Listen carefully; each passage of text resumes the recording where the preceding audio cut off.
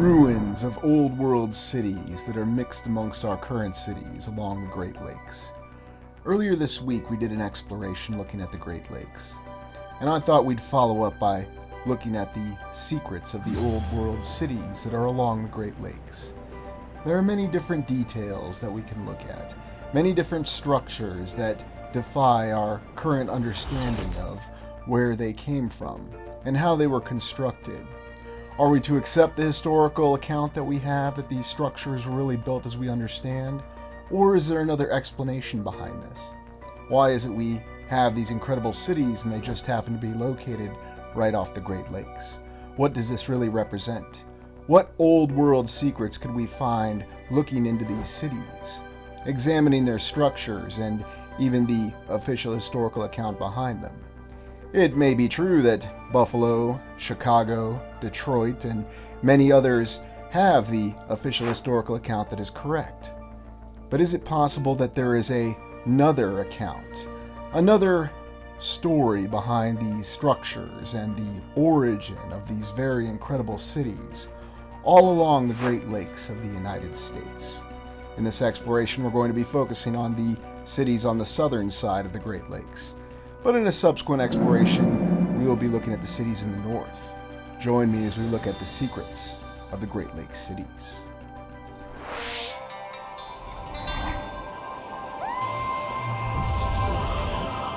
Welcome to the Restitutor Orbis channel, and today we're beginning an exploration of Buffalo, New York, the beautiful, majestic city that sits right on the edge of Lake Erie and is also the terminus point of the Erie Canal. This incredibly beautiful city with its varied architecture seems to contain many things on the surface, and yet there's a lot of hidden aspects about Buffalo that make it a tremendous old world city. It was the site of a World's Fair at the start of the 20th century, a well planned out and developed World's Fair, with amazing beautiful buildings that we're told are temporary. It was also electrified, and at the same time it consisted of the tragic assassination of President McKinley, who received a tomb thanks to the generous donations of children. It also has many griffins, the symbol of one of its major colleges. It also has a vast underground network with many access points. It's also the terminus point of the Erie Canal, an amazing engineering achievement. Is this truly an old world city? Let's begin the exploration and find out. Buffalo seems to have the same layout and design pattern that we see in many of these cities, where we're given the impression that the city was planned out from the very start. Now that would make a lot of sense, and yet we see a perfect plan for a city, and not what we'd expect to see, such as a military fortification. Here's an early drawing or rendering of Buffalo, and it doesn't look like there's much going on. In fact, this looks like it could be the view from my deck if I lived along the lake. We don't really see too much aside from some boats and maybe some very rudimentary ships that are actually out on the lake. We're also told with the typical history that it was the home of the Native Americans, and that makes sense, although one of the interesting things I find with the account of the Native Americans is the fact that we're told that they didn't recognize territorial boundaries. It's a major plot point in the film and book Son of the Morning Star, but apparently other Native Americans did. We also have a couple bird's eye views of Buffalo, one from 1880 and one from the early 20th century. And in this one from 1880, we see that the city is very tremendously built out already. Now, Buffalo has a similar history as the other cities that we've looked at, such as Cleveland, where the city started at the early part of the 18th century, or correction, at the early part of the 19th century, the end of the 18th century. And yet, in 100 simple years, the city developed and grew at an extraordinary rate.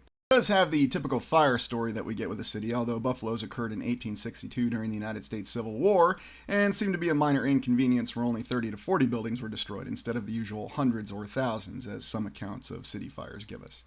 Yet in all the renderings and historical depictions we see of Buffalo, we're amazed by just how built out it is, how large many of the buildings are, and also what we see in many of the images, whether they're from 1880 through 1910. Of course, I always found it interesting how many of the dates that are associated with the photos from that time period could very easily be changed. People will tell you, well, if you see an automobile, then it must be something after 1900. But is that necessarily the truth? We don't know for sure. The other thing that obfuscates the actual account of history or the visual account of history is the presence of the electric trolleys, which there's no shortage of in any of the photos of Buffalo. But what you do see are incredibly well-built, masonry-constructed buildings. And you can even see here the railways that went down the middle of the street. Was the street paved? Was the street bricked? Did the rails come first? Did the street come first? We just don't know. What it looks like we're seeing seems to be the ruins of a city that's been cleaned up. And here with this church in this photo, supposedly dated from 1870, but again, who knows for sure, where we see the ruins and wreckage. Was it rebuilt? Was it torn down? Were the masonry blocks used elsewhere? We just don't know for sure. And yet we see in all these photos of Buffalo just amazing buildings that have incredible architecture and clearly took a lot of effort to construct.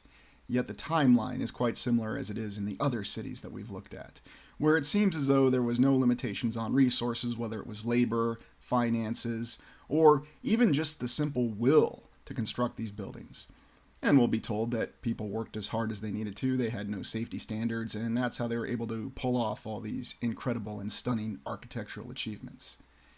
Yet when you look at these buildings and you look at the various squares of Buffalo where they're situated, you realize that once again, the historical account seems to be at best clouded and at worst out and out of fabrication.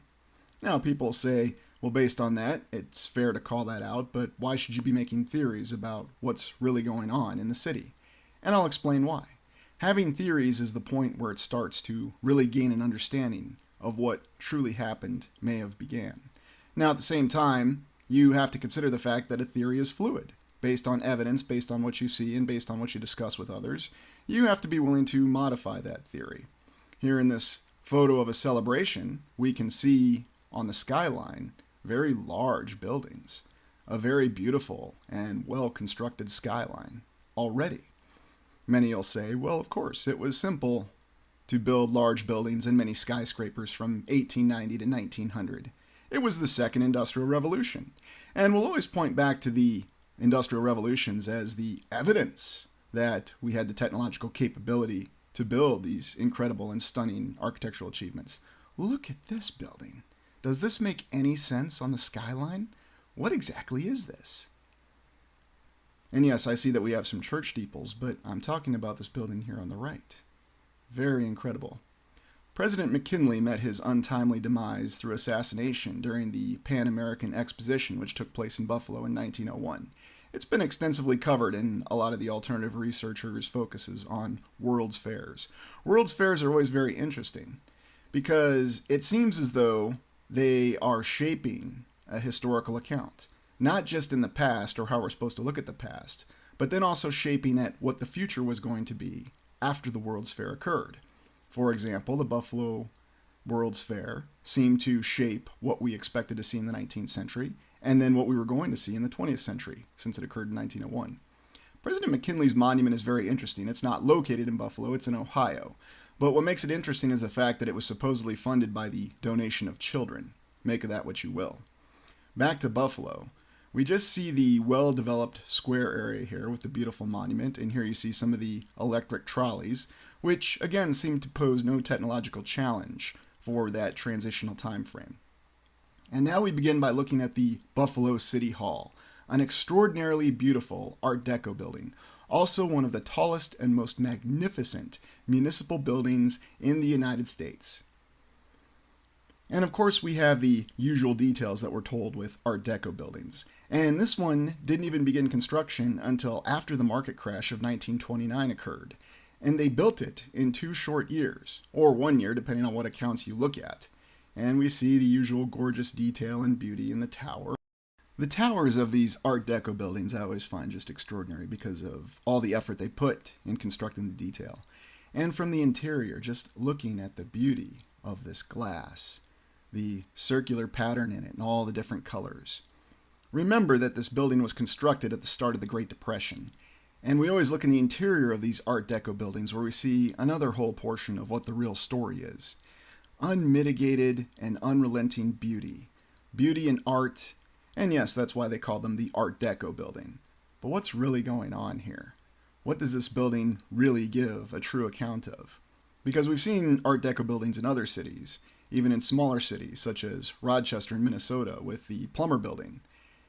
Yet this is an extraordinary Art Deco building that seems to defy even the standards of Art Deco buildings.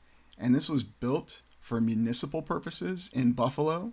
And the whole reason given for constructing this incredible city hall, even though they already had a beautiful and extraordinary one, was because their population was increasing. Once again, our testing point for old world buildings is that this is a site of weddings. And why wouldn't you want to get married at a beautiful municipal building like this? And again, this is where I always laugh when people say that those who defend the mainstream account, it's just a simple municipal building, there's nothing extraordinary about it.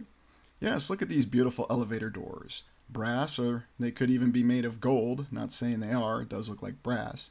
But again, consider the focus on beauty. Consider the focus on being aesthetically pleasing, and how, once again, this is one of these buildings that also reaches the internal portion of a human being.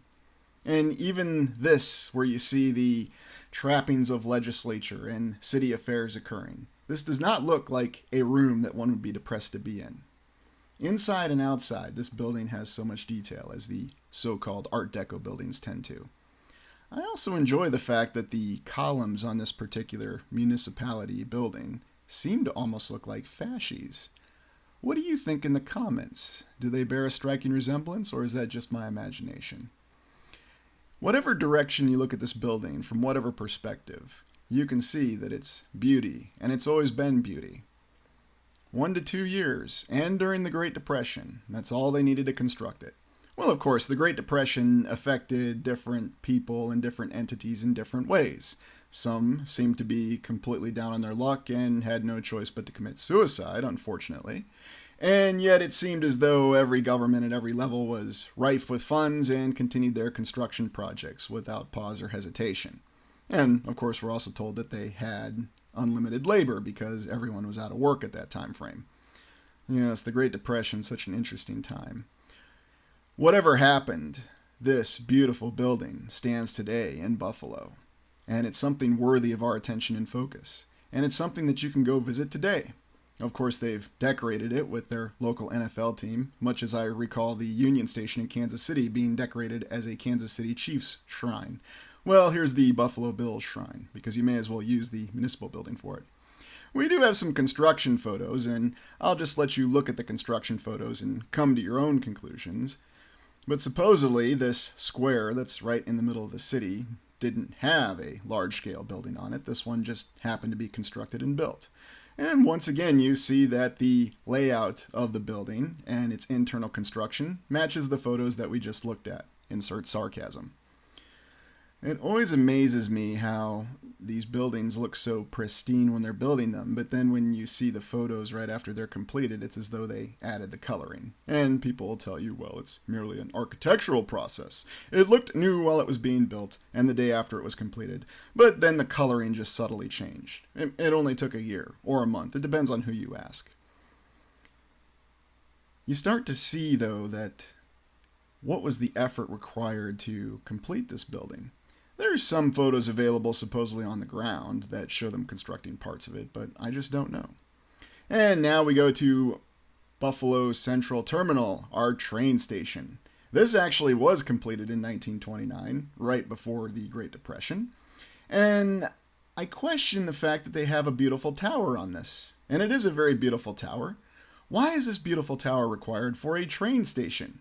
Last I checked, trains operate on the ground. So do you put a beautiful tower so you can put a large clock? Well, it doesn't look like a very large clock. And this is the 1920s. Everybody had watches at that time.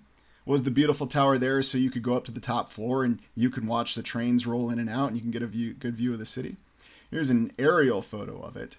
And we can see that there's just something about this train station that doesn't quite make sense. It seems to be very excessive. Why put the effort and expenses into this when you would think that you'd want something laid out on the ground a little bit more? Why even have it more than one story? Another question that I have. And once again, looking on the internal facets of this building, incredible, beautiful arches, a well-designed floor, no detail spared, just for a train station. Because when you're going to a train station, you need to be inspired by beauty when you go from one train to the next. And we've seen this repeated theme in cities all across the United States. It's as though they had no limitations if we're to believe the mainstream historical account about how these buildings were built. And keep in mind that all these buildings were built at the exact same time.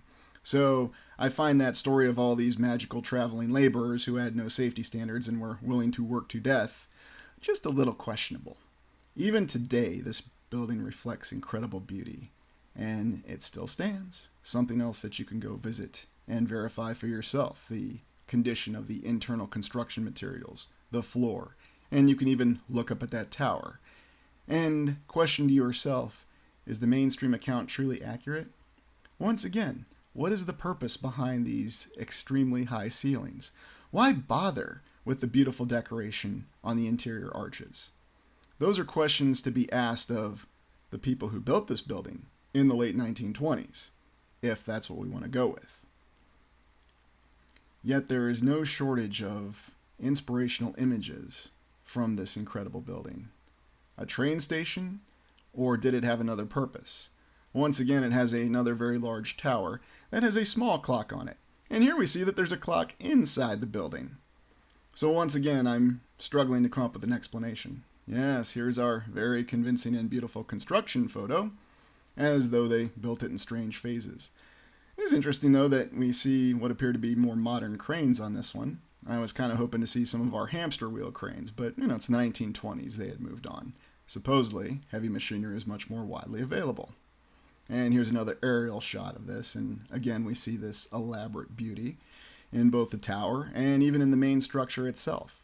Lots of room for parking, too. I wonder, in operating as a train station, if this was more efficient than our modern airports. What do you think, especially given how modern airports have gone? On to the Buffalo Savings Bank, another beauty from 1901, because, what other kind of buildings are you going to build to be banks in 1901? Here we see that it has the usual dome, the beautiful columns, the arched entryway, and it has a nice clock on it too, so, you could set your pocket watch off that as well.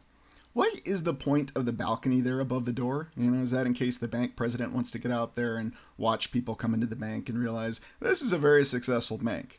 To say nothing of the fact that people have no choice but to go into it. Look at the gallery and the entryway. And there's a little pediment there as well, and another pediment off to the left over the door. Look at the beautiful artwork and the large blocks. This is 1901. Well, here's our Buffalo Asylum, if you will, that was later converted supposedly into a hotel. And we know the story with asylums, and I just included this to show that, yes, there is an asylum in the cities as well. It doesn't seem to be something that was entirely isolated to the rural areas of the United States or other nations. Although it does make less sense in the rural areas, it's important to note that they did have structures like this around the cities. So I'm wondering what the true account of them was. What was their actual purpose? I've suspected that they were some sort of sanctuary that was established as some forces in the previous civilization were aware of the reset. But those are just theories. It's a very beautiful and old building, and you could see why it would function well as a hotel. If you think about the supposed design layout of the asylums, they do just happen to function well as hotels, as you have many different rooms and a lot of varied space. Not to mention the fact that they're always 3 to 4 floors, it seems like. The asylums always get more mysterious the more you look into them. And then, of course, you add in the fact that now they try to factor in that they were haunted or there's some other horrifying thing that occurred within asylums. And there's no doubt that terrifying events did occur within asylums because we're always told about it. It's as though someone wants us to know. Here's the internal photo or an interior shot, and you can see how beautiful this building is on the inside. You could see why this would function well as a hotel, as it conveys luxury and not simple convenience and modernity such as our current hotels do. Well, let's move on. Edmund B. Hayes Hall. This beauty was built in 1874 as part of the University of Buffalo. 1874, and yet we see the pediment and an incredible large tower that will be told is simply a clock tower, although there's also a beautiful window in it. And then we see another little subsidiary tower off to the right. These university buildings are always intriguing because they give the impression of something being older, and yet at the same time they still reflect the construction techniques that we tend to see with what we'd associate with Greco-Roman. Well, I guess Greco-Roman affiliates with university and education, just like a dome associates with democracy, especially if you're in the United States. There's some interesting perspectives behind this building, and you can also see the subsidiary tower on the left side a little bit better in this photo, as there's one on the right. It's a symmetrical layout, and yet it has 3 very obvious floors, And we'll even start to allude to what sort of underground presence there may be with these buildings, because there is a very extensive underground that we'll be getting to with Buffalo. I'm always intrigued by what I see with the beauty in the tower and the very tip of the tower, because there we're getting the hints of some potential previous technology. Now, people say it's simply a weather vane, but why do you need a weather vane then on the subsidiary towers? They're not the tallest towers. Nobody ever bothers answering those questions, though, because in mainstream account, it's good enough for you and you don't want to question things. And if that's the way you feel, that's fine. I'm intrigued by the fact that there is also a pediment on the front entry hall, as though they could never get enough of those when they were constructing these buildings. There's something to be said for geometry and symmetry and how it relates to the aesthetic beauty of these buildings. Now we'll say, well, we have geometry and symmetry in our modern, brutalist, and postmodern buildings. True, but it's very simplistic, and there tends to be a lot of 90-degree angles in all of our modern buildings, and I do wonder why that is. Yet when you see a pediment, there's not a single 90-degree angle. There's an older photo of it, supposedly, and you can see in this photo some of the larger blocks that were used to construct what looks to be the base of this tower. And I'm wondering what kind of materials these are constructed out of. Typically, we're told sandstone or limestone. The Buffalo Albright Knox Art Gallery Museum, supposedly built as part of the Pan American Exposition in 1901, but they tell us it was delayed and not completed until 1905. Of course, I'm wondering, how is this building still standing today if it was only built to be temporary? Obviously, it was not built to be temporary, but I'm sure we can go back and we'll find some reasonable explanation. I'm not going to bother because I'm not going to believe the reasonable explanation, but if you want to, feel free to do so. We see that it seems as though they're trying to continue to obfuscate this building by putting some beautiful postmodern buildings around it, and naturally it seems to detract from this building's natural beauty. Isn't it interesting how there's another wing of it that you can see over there, again with the pediment and the columns. And here's an early 20th century photo, and we can see just how unbelievably gorgeous this building is. And it includes a little bit of a rotunda under the pediment, and massive columns and stairs, because, how else are you going to build an art gallery unless it is a beautiful building itself? Of course, as you can see where we've gone with that approach with the contemporary. Lots of glass and lots of boring rectangular and square shapes with lots of 90-degree angles. I don't have anything against 90-degree angles. It's just we see so many of them in modern construction and architecture. Just looking at the columns on this, you can see a little bit of the subtle beauty.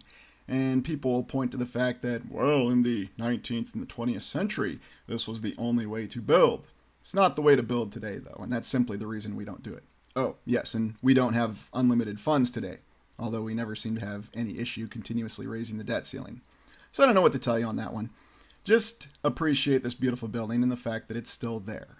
And also consider the fact that on the inside, you still see some subtle hints of this beautiful and amazingly advanced architecture, which somehow seems very far ahead of what we do today. But we just don't opt to do it, and we lack the money. Now we look at the griffin. The griffin, which is the symbol of the beautiful college. And the college we're specifically referring to is Canisius College, a private Jesuit college in Buffalo that was founded in 1870, naturally. And we see the usual architecture in what's supposedly the main administration building, but if anyone's been here, please let me know in the comments. Beautiful dome, beautiful columns. So I wonder if they were teaching democracy through the Society of Jesus. And I'm being a little facetious, but it's very interesting. Look at this old building, and of course we have the classic large portal window on it, which seems to have a flower pattern, and we wonder if that has something to do with cymatics or if it's just a coincidence. Here's an older photo of Canisius College, and here you can see the main building, along with the way all these houses are arrayed, which is something that reflects something we've seen in San Francisco with the orderly construction of the houses. Now, that doesn't necessarily reflect anything old world, it's just an interesting detail to observe. There's our good old friend the pediment appearing just under the dome, so it looks as though this building has it all. About the only thing I don't see, oh, no, wait, there they are, the columns right under the pediment. Where else would they be? So, all the usual trappings. And now let's consider the beautiful underground of Buffalo. In these city explorations, I've decided to expand to consider the undergrounds because all of them have an underground, and I will be doing a video where I just explore the concept of what these undergrounds can mean with these cities. But in summary, right here, we see that Buffalo has a very well-developed underground. There are passageways that run from many of the major buildings, many of the universities, and of course from the city hall, or so we're told. I haven't been there, but I'm going off of other accounts right now, and these are some of the beautiful images from it, where you see a remarkable amalgamation of things that look both artificial and natural.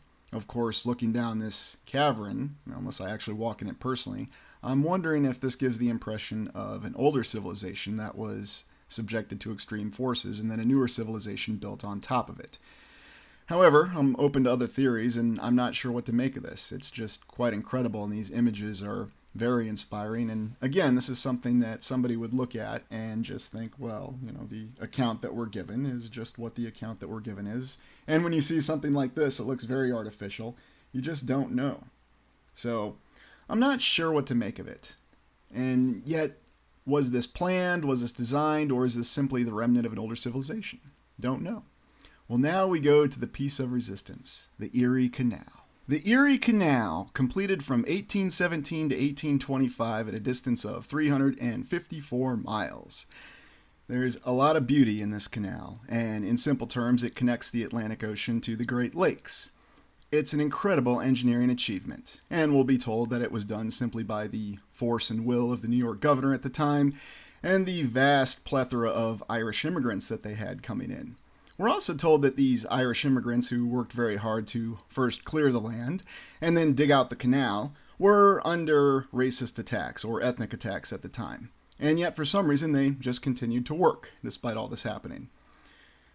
Still an incredible achievement, and what really happened with the Erie Canal. When we look at the fact that there seemed to be maps completed of it before it was completed, at least that's what we're told in the official account, we'll be told to not question this because these maps were simply part of planning it. But why would you go through the trouble of building a map that's a plan when you haven't finished the Erie Canal, at a time when it wasn't easy to render or design things? Well, just don't ask questions. Just accept the fact that this canal exists as it is, like it is today. You can even drive under it in a place. Yes, apparently that was no issue with an engineering challenge at that time either. Because why wouldn't you do something like that? It's not enough to just build a canal using only human and horsepower. You have to make it a very beautiful canal. And it's very easy to construct something like this in 8 years. It's over 300 miles. Now, you can do your own research and check the details on it and see how well it holds up to scrutiny, if you care to apply any scrutiny, or maybe you're just content to take the mainstream account as it is.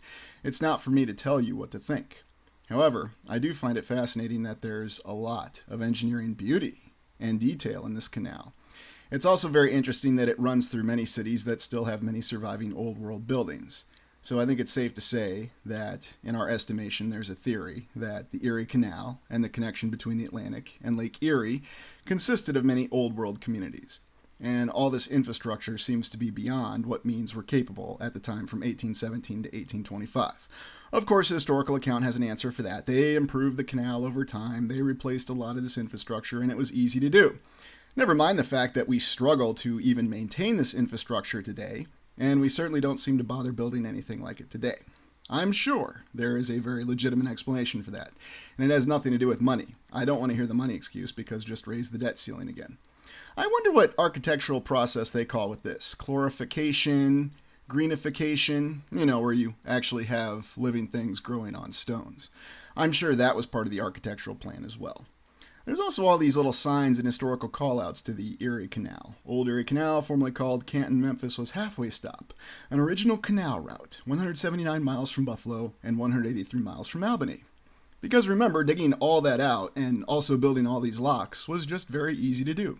All it took was determination, no safety standards, and oh, by the way, never mind the fact that your primary workforce was the victim of ethnic attacks. That didn't stop or delay anything either.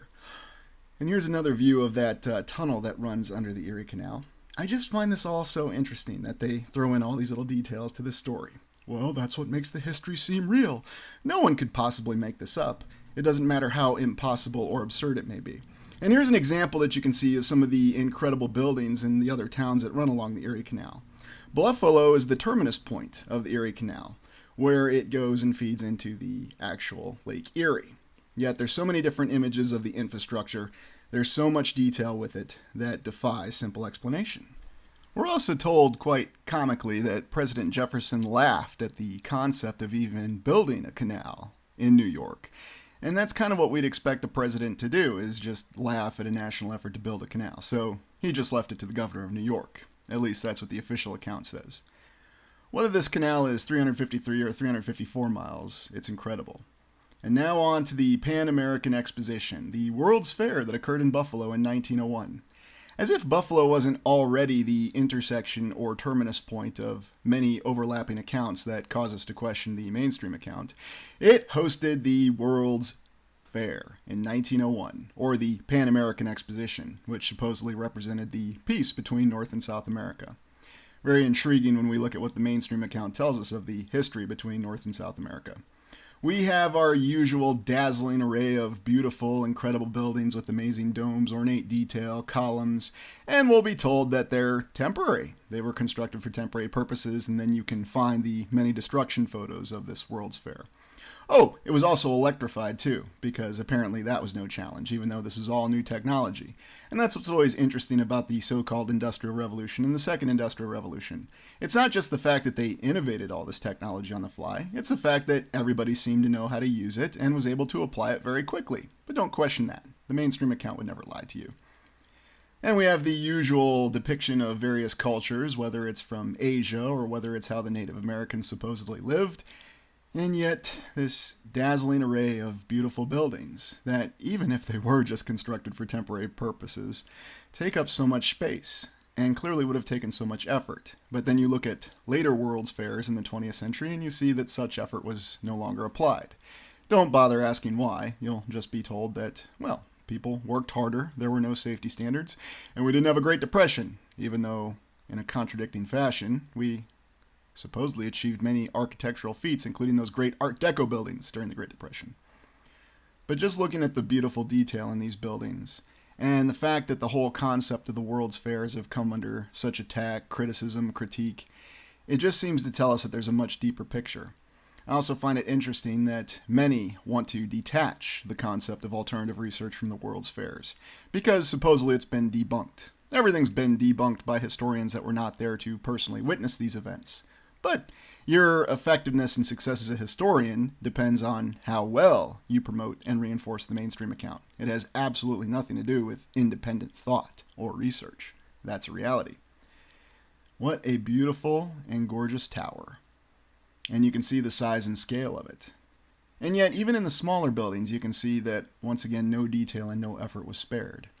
Yet we have the conflicting account of this World's Fair, as we do with many others, of the one building that wasn't constructed in time, or the one building that was constructed temporarily that had to be rebuilt in a permanent fashion. And here you can see as they're planning it out, supposedly. Nothing suspicious about this image, is there? Well, so many things in Buffalo, so many mysteries, and even considering the historical account from the Pan American Exposition or the 1901 World's Fair, where we seem to have some sort of strange intersection, or terminus, if you will, of eras or historical accounts.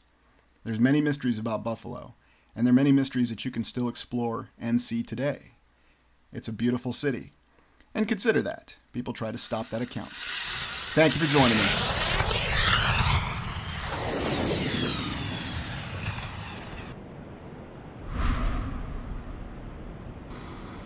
Welcome to the Restitutor Orbis channel, and we're going to be taking a look at Niagara.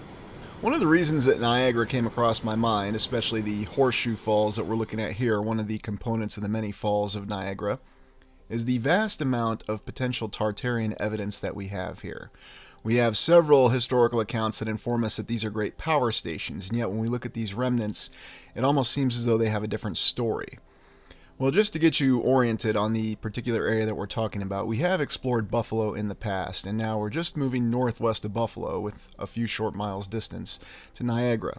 It should be noted that there is a Niagara Falls, United States in New York, and a Niagara Falls, Canada. And one has to consider the fact that they may have once been the same city, now with an international boundary between them. The points of interest concern the many different falls and culminating in the horseshoe of the Niagara Falls. We also have several power stations that are around the falls here and here.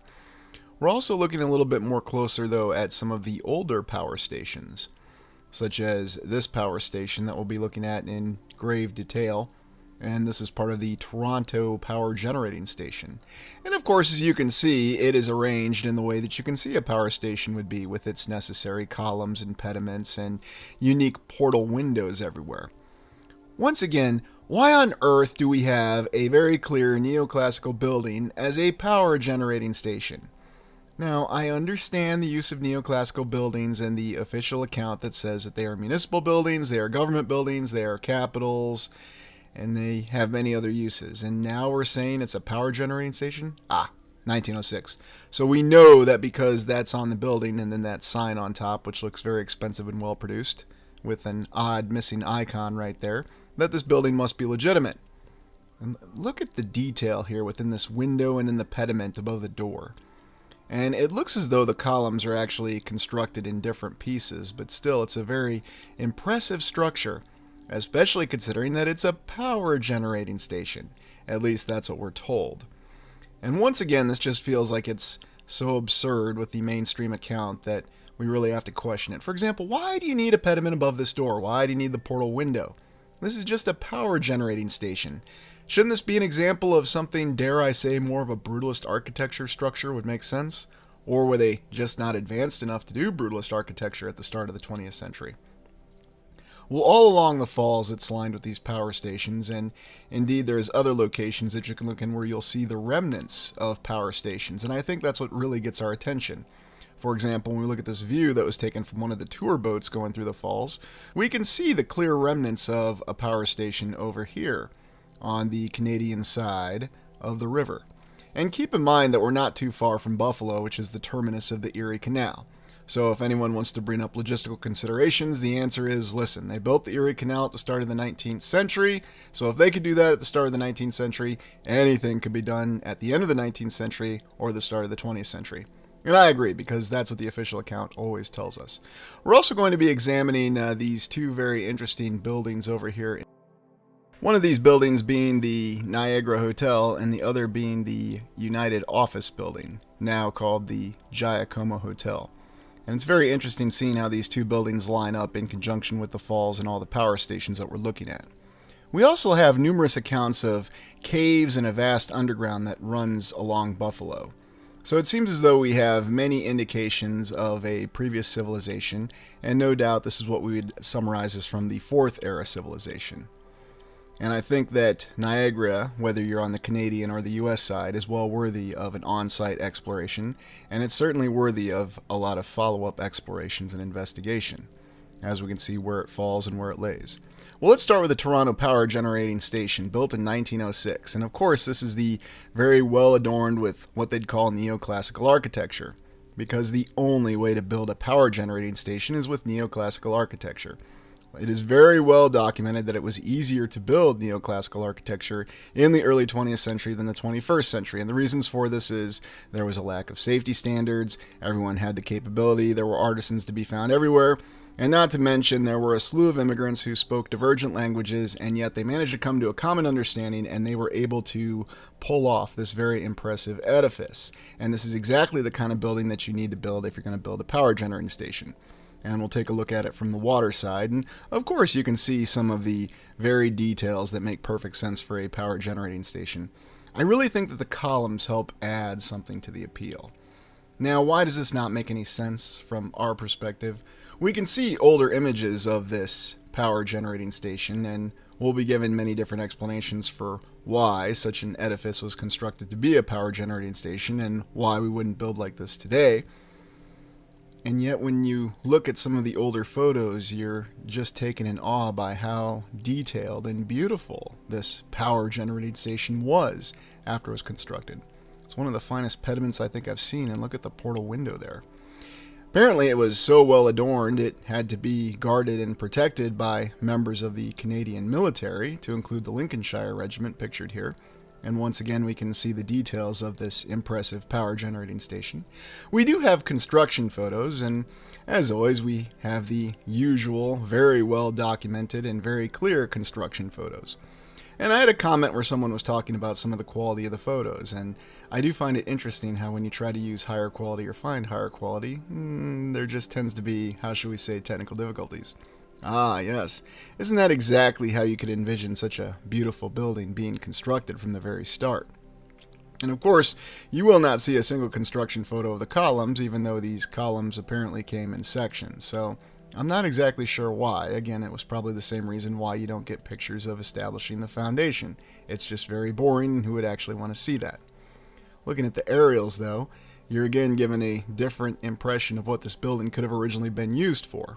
Was this actually some sort of administrative building originally in the older civilization, or did it have some other function? Obviously, it was repurposed to some other function, and then we believe that it was transferred to being a power generating station. But why exactly would they select this to be a power generating station? It's all very intriguing. And it really gets to be absurd when you look at this side. Because was this building itself somehow involved in power generation itself? Was that its architectural function? And here we have the image of the good old Packard truck from the 1920s hauling one of these large generators. And for some reason, this generator looks very out of place within this particular structure. We'll just wait until we look on the inside of it. We do have more of our very well documented and very convincing construction photos, supposedly. I'm not exactly sure what's going on here that's involved with the construction of this power generating station. I'm sure we'll be told there's some reason behind it. And yet, with some of the other photos that looks like they're actually working on it, you get the impression that the foundation and the original materials have already been there for some unknown number of years, and all that's really occurring looks to be like a cleanup, or a restoration even. I'm sure that's not what's happening, but I think to the great Keokuk power station that we looked at down in Iowa, which was only built about 7 years after this, according to our mainstream account. And here you go again. You have the same issue, though, with a lot of these so-called construction photos, because you just have people standing around and magical machines are just making magic happen in a very limited amount of time. And while that might sound dismissive or flippant, it's a story that we hear time and time again. It's also intriguing that we don't have a better chronological arrangement of the photos. And it's also fascinating that if they were building or involved in one of the largest hydroelectric stations at the time, you would think they would have done a better job of actually, well documenting it, chronologically, having the photos labeled step by step, instead of giving us the hand wave. And of course there's a reason for that. Well, photos were lost over time, people didn't always appreciate history. And look at some of these tunnels here. The junction of the tunnel site, Toronto Power Plant, nearing completion. Does that really look like they just built that? Or does that look like something that's already been there? And we can compare and contrast it with a much more recent image taken by urban explorers. Now, we could just say that that was just recently built, in 2023, and just arrange a bunch of debris on the floor and say that we actually built it in 2023. And then, of course, you have different images of the photos, and no one would question it. Well, you have the good old cornerstone laying photo, and of course that should convince you that, yes, this power generating station was really constructed in 1906. Stop asking questions and just move on. And if you really need evidence that we actually built this, here is your single perspective schematic, because that's all you need to build a building. Just like you only need a single perspective schematic or a two perspective schematic for a patent. Yes. And I'm sure that any ingenious engineer just seeing this image alone could completely and very easily replicate this building from start to finish, because that's exactly what we'll be expected to believe, and will be mocked for saying otherwise. Here's another one of the power generating stations, and we can see that they have it labeled off, and yet somehow this gives the impression of being far older, even if it was built towards the end of the 19th century. Here you go. Here's your plaque. And of course the plaque will tell you exactly what happened and why you should believe the official historical account. And it also helps educate you to make sure that you know the official historical account and you don't ask foolish questions on your own. And then of course we have King George and Queen Elizabeth attending. And in the background you can actually see the wonderful Toronto power generating station. I'm sure they were awed and impressed by it, and I'm sure Queen Elizabeth didn't ask any questions like, why are there marble-appearing walls and neoclassical architecture around generators? That doesn't make so much sense. No, I'm sure she didn't ask any of those kind of questions, nor did the king. They were probably just having a grand old time. This is the actual Niagara power generating station, and even though it's an old world building, at least we can perhaps believe it being a little bit more of a functional power generating station, at least from what we would traditionally believe and based on our background. There are so many tunnels and so many passageways with an unbelievable number of bricks. And where exactly did they get these bricks? Were these all manufactured in St. Louis at the time after that nasty riverboat fire that they had? Oh, and it's not just bricks. You also have very large blocks that make up a lot of these tunnels. And when exactly were a lot of these tunnels constructed?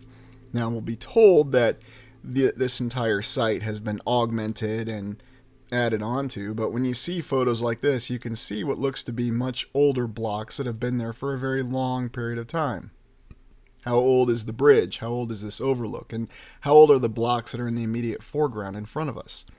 And then again, we still have older images of the old power generating stations, and we have images of the mills that used to be there as well that had to be destroyed to make way for the new power generating stations. It just goes on and on and on. I would like to walk through this tunnel and really get an idea of what this looks like. Now, why am I making such a big deal over these tunnels? Well, because excavating these tunnels is not exactly the easiest of tasks. Unless, of course, we're simply to take the word that in the 19th century, they had the logistical cheat code. And we can see that the so-called modern power generating stations on the Niagara Falls area have all been built on top of the existing infrastructure. And this is one of the older stations in Niagara Falls. And of course, we have a very good story, a very good historical account that tells us and shows us that it's very well documented. And that's this individual, Jacob F. Scholkopf, 1819 to 1899, and he was the hydroelectric power guru of Buffalo, New York. Another German, those Germans at it again in the United States. Now, interestingly enough, he started as running his own tannery business and then somehow ascended to building the largest facilities of hydroelectric power and mills around the Niagara Falls area. And here you can see the remnants of one of them being destroyed. Very interesting and unique architecture. Do we really take all this at face value that he was the one responsible for this? And we can see these very massive generators once again in these wide array of power generating stations. Are these our generators, or are these generators that we simply revived, renewed, and repaired, and restored to operation? Indeed, when we see a lot of the imagery here, we once again have the same kind of impression that we do when we look at the old architecture all across the land. We see what appears to be something of a different function than what we're told. And here you can see one of the most glaring examples of the new infrastructure, at least newer, built on top of the older infrastructure. So you have the impression that there's multiple civilizations that are apparent in both Buffalo and Niagara Falls. And here's yet another example of it. So how long has all this existing power generating infrastructure been here? And was it originally for power generation, or did it serve a wide variety of other purposes? Indeed, this is how we would excavate today and establish tunnels with a very large tunneling machine, which is very difficult to operate, and it takes a lot of time, especially clearing away all the rubble. And granted, it's easier for us, we would expect, because we have large machinery like this. We have motorized and mechanized transportation that would make removing the rubble relatively easy. And yet nothing that we do with what we've dug compares to what exists in the past with the existing tunnels that were built brick by brick by brick. Take a guess on how many bricks you see in this particular picture. And again, this goes back to the whole tunnel concept of all these tunnels that runs under Niagara Falls. And yet you don't just see bricks, you also see larger blocks and signs of more advanced construction.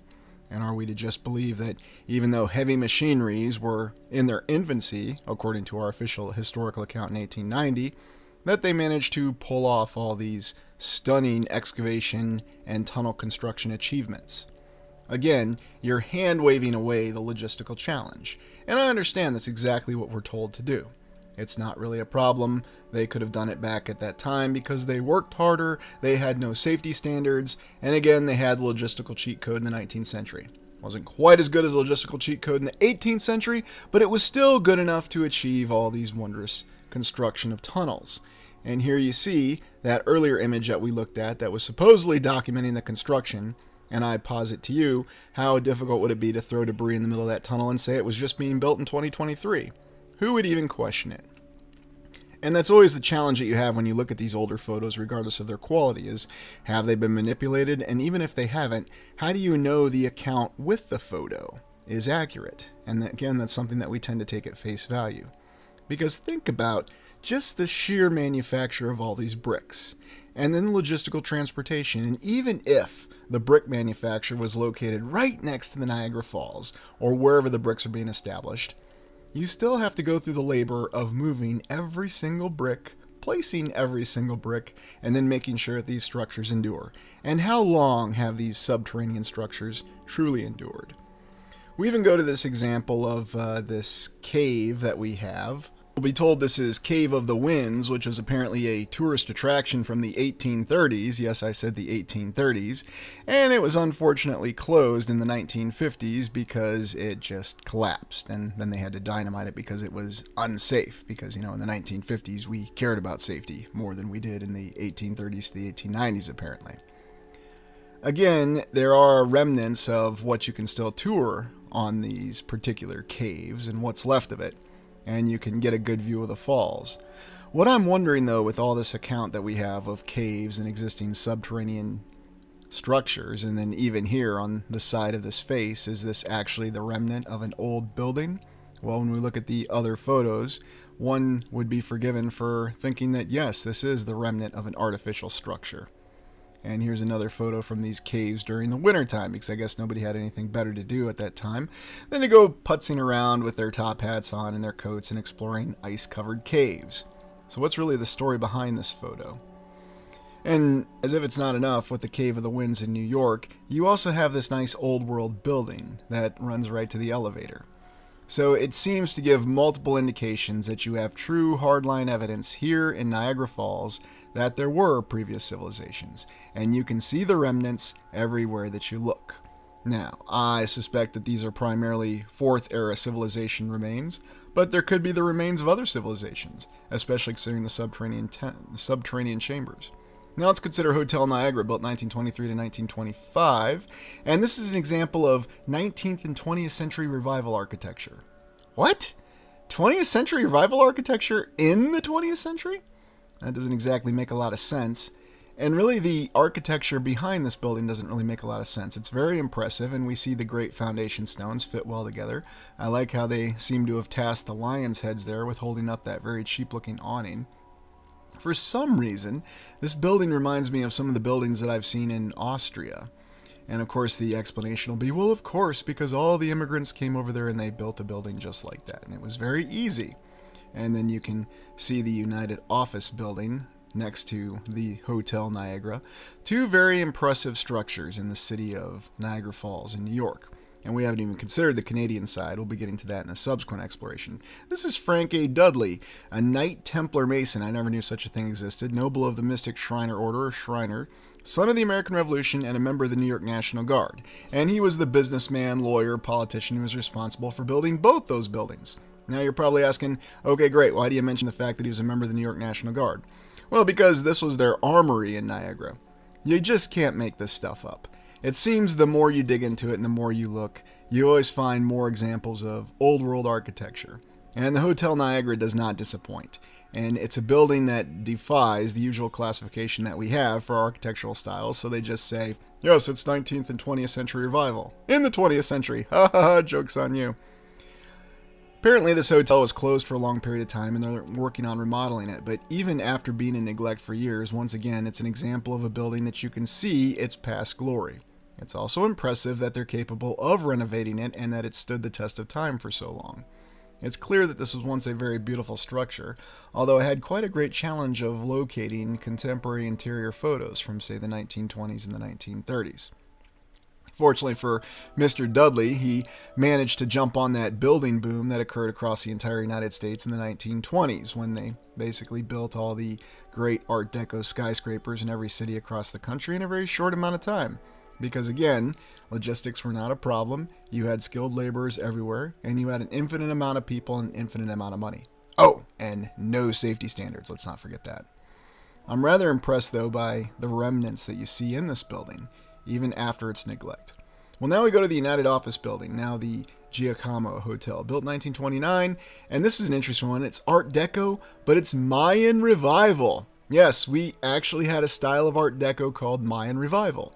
And why, you might ask? Because there's Mayan inscriptions on it. Wait till we take a closer look. I included this photo. I'm not sure how well this image is an actual photo, but it's very impressive, and it reminds me of the Plummer Building in Rochester. The way that many of these Art Deco buildings just glow. And then this postcard, how they just threw up that sign United on top of that. Doesn't that look really cheap and tacky? So they just gone through all this effort of constructing this incredible building, and then they're going to put a really cheap sign on top of it that says United. Very fitting. Now on the top of the building, as with most Art Deco buildings, you can see some of the examples of the Mayan inscriptions, and they are extremely impressive. And yes, when we look closer at them, you'll really get the impression that they are actual Mayan impressions, or artwork, or whatever you want to call it. Here's our one construction photo of it. Yes, another very convincing construction photo. What's with the tarps anyway? Is that some kind of tarp technique or method of pouring the concrete, or the terracotta, as they say? They tell us that this is a steel building, which is rather laughable, I think, because I don't think there's really much steel in this building at all. But, you know, if the mainstream account says so, who am I to argue with it? And now we look a little bit closer, and this is what they'll call, or what they'll tell us is the terracotta part of the building. And here you can see some very interesting symbols. What is the symbolism behind this building? And of course you'll be told, well, it's Mayan Revival. Because when you look a little bit closer, especially towards the top of the building, you'll see many of the reliefs that reflect what we'd be told, or what we understand to be Mayan figures. So just don't ask the question, why in the heck would a guy who had absolutely no affiliation with anything Mayan want to adorn his wonderful building with Mayan figures? How exactly does that make any sense? If he was a member of the Knights Templar Mason Order, wouldn't he not want to put figures of Knights Templars up there? You know, potentially to revive their shattered reputation over the years? Or something else, something more American, more patriotic, since he was a member of the Sons of the American Revolution? Oh no, you're going to put Mayan figures up there because clearly many people across the United States had a deep respect for Mayan architecture. And it was part of the neoclassical time. It didn't come up any other time before or after, but it was part of, well, not neoclassical, but Art Deco. Now you can see how all these terms get confused. Bottom line up front, just don't focus on what you're seeing right in front of your own eyes. Don't focus on the anomaly that you see, that there are Mayan figures right in front of you in a United States city. And they were built and put on there in the 1920s. And you can see them everywhere you look. Yes, this is quite an anomaly, and this is something that stands out here in Niagara Falls. And remember, we're not that far from Buffalo, which we explored earlier. Unfortunately, this building has been turned into a hotel, and you can still get an idea for some of its past glory. And isn't it intriguing how we have all these old world buildings that seem to be turned into hotels now, to include insane asylums, and we've looked at that. It looks like some of the remnants of the interior were not changed over time. But we suspect that the real reason that they do this is just so that they can change around the interior look of the building and nobody asks any questions. Although you can still get an idea in the entryway of what the greater glory of this building once was. And you can gain an appreciation for the actual civilization that I suspect that was really responsible for building it. Unless we just want to accept our mainstream account. And look, if you want to believe all that, that's perfectly fine. I'm just presenting an alternate view for things that don't make sense. Because you'll find plenty of examples if you look up this Mayan Revival subset of Art Deco of these structures all across the United States. And they're everywhere. So why exactly did that suddenly become a thing? And yet, interestingly enough, when you look up Art Deco, you won't see any mention of Mayan Revival. You'll see something about, well, it's kind of a mix of every style from every culture. And Egyptian, but not Mayan. Well, yeah, Mayan too. I mean, it's just amazing. You say something, then you backtrack, and you say something else. So, well, I hope you enjoyed this exploration of Niagara Falls. Thanks for joining me. Please like, comment, and subscribe.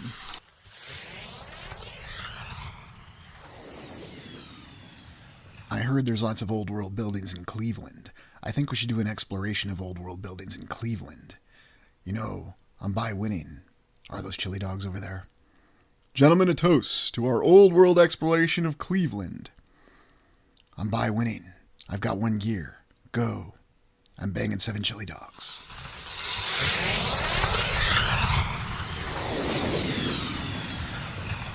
Welcome to the Restitutor Orbis channel, and today we're conducting an exploration of Cleveland. Cleveland gets our attention because this is a city on Lake Erie, supposedly founded in 1796 by General Moses Cleveland, a Revolutionary general who was part of the Connecticut militia during the Revolutionary War. For some reason they dropped the A from Cleveland, and we see in the early pictures of it going from just 3 simple houses to the early 1800s when we see a more modest settlement. Of course, these are drawings, and they could represent anything and be done by anybody. So, if we saw giant pyramids or something else there, perhaps we shouldn't be too surprised. Maybe we could even say it's a more accurate representation. But we come to our usual bird's eye view of Cleveland, which seems to be when they actually got around to sorting out the city and dividing it up into what areas it was supposed to be divided up into. As always with the history of Cleveland, it really has no history from its founding in 1796 until the United States Civil War. There is mention of it being incorporated as a city prior to that, and then the fact that it served as a stop on the Underground Railroad, although no mention of any specific African Americans who were able to escape through Cleveland. But we see the early pictures from the Civil War time frame, and we have our usual militia congregation, or U.S. volunteers, and we always have the questionable time about the Civil War. Look at that building in the background there. Supposedly a picture from the 1860s, and we have a very well built out, developed building with multiple chimneys, and it's huge. Is this a mansion or an administrative building of some sort? Or is this just the building where the militia decided to gather? Because it's a very beautiful building. Looks like it's about 5 stories, and who knows if it has a basement. Couldn't really find anything on the history of this particular building. But regardless, it shows that there's already a built out area in Cleveland, and here's the so-called Gilded Age with some very beautiful houses that apparently they just decided to dedicate the effort to doing, even having some nice fences, and this is supposedly circa 1870. So we've already got a lot of questions about Cleveland right off the bat. What's truly going on here? We don't really have much history again from its founding in 1796 to the Civil War. And we only see a couple scattered photos which give us the impression that there are some incredible buildings. And here's a photo from the 1890s where we see large buildings, skyscrapers already built out. A large clock tower. One of my favorite commenters on the St. Louis video told me that the reason there's tall towers is because there's hills around the city. Now, why that would have anything to do with the desire to construct tall towers, I don't know. Maybe so the city can be seen over the hills? Or you can see out over the hills from the city? I'm not sure. And remember that Cleveland's located on Lake Erie, so why would there be a need for that? We also see some very built-up industry and manufacturing capabilities, and some very incredible buildings to do so, with many chimneys and smokestacks. Of course, we'll be told this makes perfect sense because manufacturing was big in Cleveland. One historical note is that Standard Oil was founded in Cleveland by Rockefeller in 1870 before he moved it to New York City. Look at some of these smokestacks and how advanced they look, along with some of these buildings. Are these houses? Are these administrative buildings? Again, more questions as we look at overall photos of Cleveland and its manufacturing past. Of course, who's to know what's the truth on these photos, because we also have our usual inconsistencies with them that we've grown so accustomed to viewing. So once again, raising more questions than it answers. And even in some of the photos with better visual acuity to them, we still see many questionable things. Some of the smokestacks seem like they're from some sort of different time. We'll be reassured that, no, of course, those were the smokestacks that they used in that time frame, and after the United States Civil War, it was the Second Industrial Revolution. Well, again, here looking at Cleveland in the late 19th century, we see many questionable things. Very developed buildings, skyscrapers, with a lot of detail to them, the classic towers. And then, of course, we have what looks to be a more detailed administrative building, and we see many towers in the distance, and a lot of activity, along with the streetcars, or the electric trolleys, many of them. Looks like we've got our little war memorial there. Of course, to the Civil War, what else would it be? Soldiers and Sailors Monument, something that was easily constructed in the midst of all those incredible buildings, and was probably done in a short period of time. Just incredible, though, looking at all the built-out detail and infrastructure that was already present in this city. It defies simple explanation, and yet we see the cheap advertising that's thrown on the side of the buildings. And yet in other photos, what we see here in apparent road construction, it just looks like there's a lot of junk all over the place. And why do we always see that in these early photos? It never really makes a lot of sense. As though they just wanted to operate and live their lives in the midst of junk as they were trying to do construction. Or would it make more sense that they were simply cleaning up what they found in the city when the city was founded, and that they simply had to remove a lot of this? This is a rather strange picture as well, because here it looks like another cleanup effort, although ostensibly it's supposed to be construction. That's the impression we're supposed to be given, but we see a very old building off to the left. And don't tell me that's russification on the stone. That is such a lame explanation that does not stand up to scrutiny. And what is with those figures in the distance? Again, many more questions being raised just when we look at the overview of Cleveland. And we're just looking at different photos all the way from 1860 until present. Here's the Connor Palace Theater, and that's what it's called. Very gorgeous theater from the early 1920s. And really, you can't even say that this is Art Deco, because this theater was built slightly before Art Deco just magically came out of France. Look at the roof and the ceiling and the walls. And then here's the entryway to the Connor Palace Theater. Just incredible beauty and detail. And of course we have columns, and it looks like we've got another very well-developed ceiling with beautiful chandeliers. And it looks like marble banisters on the stairway. Just incredible beauty and solid construction, and you go in there and feel that. That's Terminal Tower in Cleveland, our patented Art Deco building, and of course we see how it looks when it was just constructed, and yet it looks like they're cleaning up a mess again. Well, maybe they were. It was a construction site, right? Yes, this is one of the first buildings we'll be taking a look at, and already we have so many different questions. In the background, we see other large buildings that are already constructed, and it looks like we have a mix of debris and a mix of many other things. So let's begin with examining Terminal Tower, another one of our one-year wonders from the Art Deco period, built from 1926 to 1927 for some railroad barons whose names really aren't important, and another one that was designed by an architectural firm. So I'm under the impression that by the 1920s they'd finally gotten the realization that maybe it's better that they just assign the credit for designing these buildings to architectural firms instead of single architects who have hundreds of buildings to their credit. When we look at the Terminal Tower, we see incredible Art Deco beauty, although we suspect that this is from another civilization. And we see some of the columns towards the base of this incredible building, and we also see how large it is. It has a very large base and a tower on the base. So something that seems to go with the so-called Art Deco period. I'm really beginning to wonder in the previous civilization if the Art Deco buildings were from the latter part of it or the earlier part. Look at the beauty in that tower, and we see the pillars and the high rise of the tower, and of course we see what would clearly be defined as what we call antiquitech, some ability to harness power from the atmosphere and the air. I suspect that these Art Deco buildings were probably built during the middle period of the previous civilization, but that's just a theory.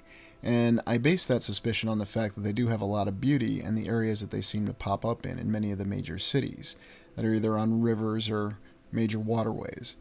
And here we see a greater wide-angle shot of it, and we can get an idea of its size and immensity. This was the tallest building in Ohio until the completion of the Key Tower in Cleveland in the 1990s. So a very impressive architectural wonder and something that stood the test of time. And here looking closer at the entryway, and we see some of the beautiful columns and the detail within the building itself. And just imagine all that material going into that. Well, we do have some construction photos we're going to take a look at, and as you may have guessed, these construction photos have the usual intricacies of beautiful detail and non-questionable authenticity. Look at this view from the top of the tower, and just looking at some of the very large blocks and, of course, the very ornate and decorative detailing that always goes into these buildings. Is it form or is it function with the beauty of it? That's always the question we have with these Art Deco buildings, and that's probably why they garner our attention so much. Yes, here we are with our construction photo, and of course we're not even going to bother showing the foundation of the building because we'd want to see that. Look at all those very, very blurry cranes and girders, and I don't think I see a single individual at work here. This almost feels like it's a ghost photo. as though they didn't even really bother to try that hard to make it look convincing. Now, maybe we could say this is a little bit better of a photo. Of course, it's the usual aspect where we see the tower mostly complete and the rest of the structure mostly complete, and they're just finishing the top of the tower, much as we see with many state capitals where they still have a dome to finish. I'm definitely getting a little skittish when I look at these photos because it's the same thing over and over again. And why is it always so perfect at the level of construction? They said, okay, we reached this level, now stop. We got to take the photo. Everybody go home. Take a break. Take a week break. It's never cold in Cleveland during the winter, just like Minnesota, is it? So obviously there was no problem in building this beauty in a year. And let's not forget the beautiful ornate detailing on the inside, because we're going to take a look at that too. This is a quote-unquote Art Deco building, and it's not an Art Deco building unless you have beauty on the outside and the inside. Again, these construction photos. I'm not trying to tell you what to think with them, but analyze them on your own and come to your own conclusions. It seems as though they're trying to give a different impression here with this, but we have the same problems. I mean, what kind of sequencing occurred with taking these photos? What kind of sequence did they use to construct this beautiful building? The Terminal Tower. An unrivaled, gorgeous building. Ah, yes, here's the top of the tower. And we just have the bare bones with it, just a lot of girders that we're not going to put any kind of stones on, although we just saw that it has very large stones on it. So what exactly kind of construction is this? I like how straight the flag is up there too. And that's pretty impressive. Is that really a flag or is that something else? And then I like how you have these two gentlemen here just kind of poking around the construction site. There's definitely something very surreal about this photo. And you see the same issue with scaling, even from the photo we saw earlier, with how something looks off with the size of the columns and the windows that are under construction. And there's already a fire hydrant there, so I don't know what to tell you. Here's the interior, and we have columns on the interior, and you'll never see construction photos showing construction of the interior or erection of these beautiful columns. And you also see on the ceiling the beautiful ornate detail, and look at the light there. Again, this building just gives so many different vibes of a futuristic aspect to it. All the beautiful design in it. And what's the purpose behind it? Office space for a couple railroad tycoons? Look, if we don't have those columns in there, that's not going to meet our needs. And you look and you see columns and pillars everywhere. And you even see the small arches in the ceiling, going back as far as the eye can see. It's not just the fact that this building is tall, it's also the fact that this building covers so much area. So many materials to fill out the area. And then, of course, the floor. Here's just a random office space in the same building. And we see similar beautiful construction that we noticed when we looked at the tower in Rochester, the single Art Deco building, the Plummer building. Well, now we see it here in Terminal Tower in Cleveland. Because, of course, you're going to have a very beautiful and decked out office section. And then you have your beautiful elevators, because again, Art Deco, you need to have the most beautiful elevators with the gorgeous doors, and why not have a beautiful ceiling too in the elevator room? You need to be reminded that you're in a beautiful elevator room, and that these are incredible elevators. Wouldn't be surprised if they tried to tell us those doors are made out of gold. And here's the entryway, and look at the ceiling there. This is just unbelievable with these large blocks and the detail on the ceiling. And it's not just the detail, it's the fact that it's so extensive. Really? They completed this in a year? And then, of course, we see the floor as well. Nope, no construction photos of this. And here's what it looks like today.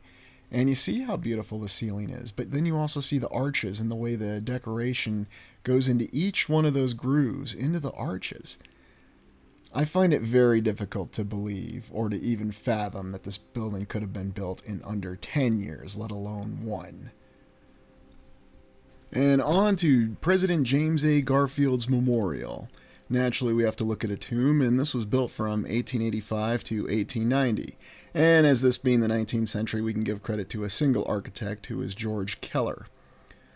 Really hard to say what the origin of this building was, and you have to speculate that perhaps this was a building that they came across and they had no idea how they were going to repurpose this. Do we say it's a church? Do we say it's a standalone tower? Do we tear it down? I've got an idea. Let's dedicate it to a president. This looks like it would make a great memorial, a great monument. Certainly someone would buy this. And typically we'd expect them to repurpose a building like this as a tomb. Regardless, it's an incredibly beautiful building, and I wonder how old it truly is and what its original function actually was. Because we do see many of the hallmarks that we see on churches, aside from the reliefs that seem to have been added at a later time. And look at all the little arches and details in the tower. 5 years to do this with these kind of stones, the steps, and everything else. And I would love to hear the Russification explanation again for why the stone looks so old already. It's quite incredible, though, the different coloring on it and looking at it at different angles. And George Keller had quite a reputation for being an expert in Civil War monuments, and Civil War monuments are questionable in and of themselves, in addition to the conflict.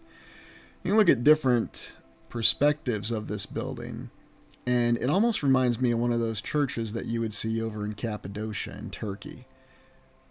There's a lot of similarities with it, and that's why I'm kind of surprised they didn't go all the way and just repurpose this as a church and instead decided to declare it a memorial. And here's even a photo from the 1890s, and it already looks old. So again, it goes along with that theme. And we'll be told, well, it's just architectural processes, Russification of the stone, it's an architectural process, and that's why it already looks old, even right after it's built. Yes, of course. How convenient. Looking at the interior, though, and we see columns on the inside of this building, too. And incredible beauty on this dome structure on the inside. So this is definitely one that you have to wonder what the original purpose behind it was. Was it some sort of religious building in the religion of the previous civilization? It's really hard to say. Yes, we have that added-in statue of James Garfield. But look at that, with the way those columns go all the way to the ceiling. Very beautiful. And the arches and everything else. I just don't see how you could accept that they would go to this level of effort for James Garfield. I don't know.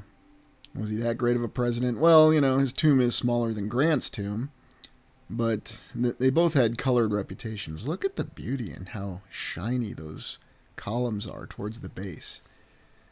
Just amazing. And what's the original symbol there that's under the statue that seems to have been added later? Here's a photo of George Keller, the architect extraordinaire who was an expert in Civil War monuments. And we've come across him a couple times, although we haven't really talked about him before in previous explorations.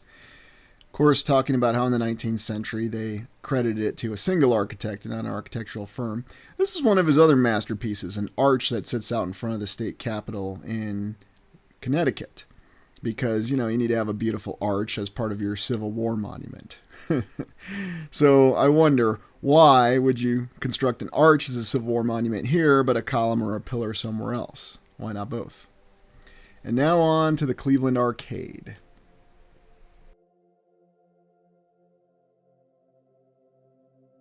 So the Cleveland Arcade, an indoor shopping arcade that was constructed in 1890, and they'll say that this connects to Victorian-era structures, and it's a 5-story arcade.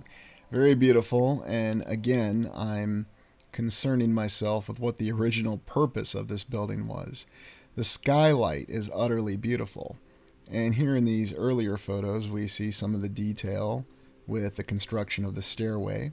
All hard material, rock, poured concrete, limestone, who knows for sure. This is definitely a place I would love to get to in person and examine very carefully as it's still standing today.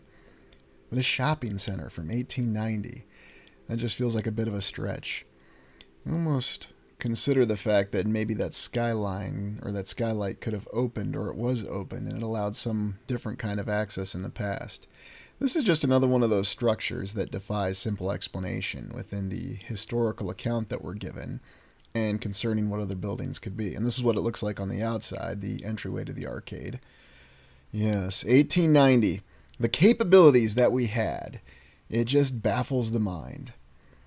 And for some reason, we just don't bother to build like this today. Well, I know everyone will tell me it's because we don't have the artisans and people just don't work so hard today. So this is the Citizens Building, built in 1903, yet another bank, because what else would it be? As you see by the pediment and the large columns towards the ground. I've never quite seen a building exactly like this before. 1903. And this is a photo from before 1910, the very early 1900s. But just look at the base of this building, and we see that classic Roman appeal. I guess you need that to know that you're going into a bank. And then looking towards the top of it and just looking at the beauty and the detail and the windows on the top floor. And then we have parapets. Because, well, what else would you have in a building in 1903? This is quite a unique building, and I haven't quite seen its like before. And I dare say there's something about it that exceeds the Art Deco in a way, especially when we look at the base with the pediment yet again, and the detail on the pediment. Should be noted that this was constructed the exact same time as the New York Stock Exchange, and it looks exactly the same. And it also looks like you could be in Rome. Well, now they call it the City Club building, but it still stands today, so you can still go examine it, and it's holding up just fine. I'll tell you what, they really built them to last back in 1903. Very beautiful, and look at all the detail and effort that had to go into that kind of construction.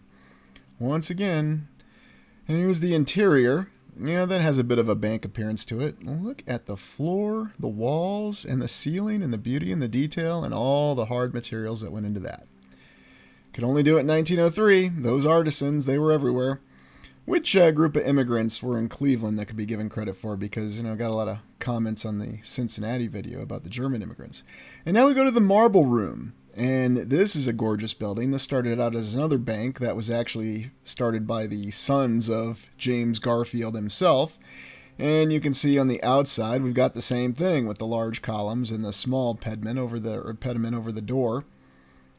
And originally it was a National City Bank of Cleveland, but now it's been converted into a very beautiful restaurant. And we'll take a look at it in a second. But look at the size of those columns and the large blocks.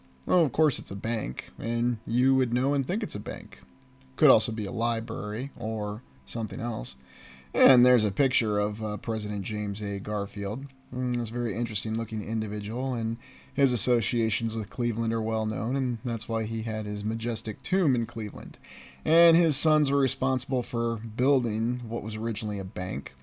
But somebody with a very enterprising and brilliant mind, and I've got to give him credit for, have converted this bank into a restaurant called the Marble Room. Look at this. Now, this is a place I would love to sit down and have dinner in. Well, I would love to sit down and have all 3 meals in this room. Look at these beautiful columns and the beautiful ceiling, and look at that lighting. This is just otherworldly. I don't know, I'm not wondering if they filmed many scenes from many movies in this, because look at the beauty and the detail. This is something that has you artistically inspired, and I think this would make even a McDonald's hamburger taste like high-class dining, just looking around and seeing this kind of beauty all around you. This is definitely a place I would love to stop in and eat at personally when I get to Cleveland. Look at the ceiling, and just the way that the columns are arrayed around the room.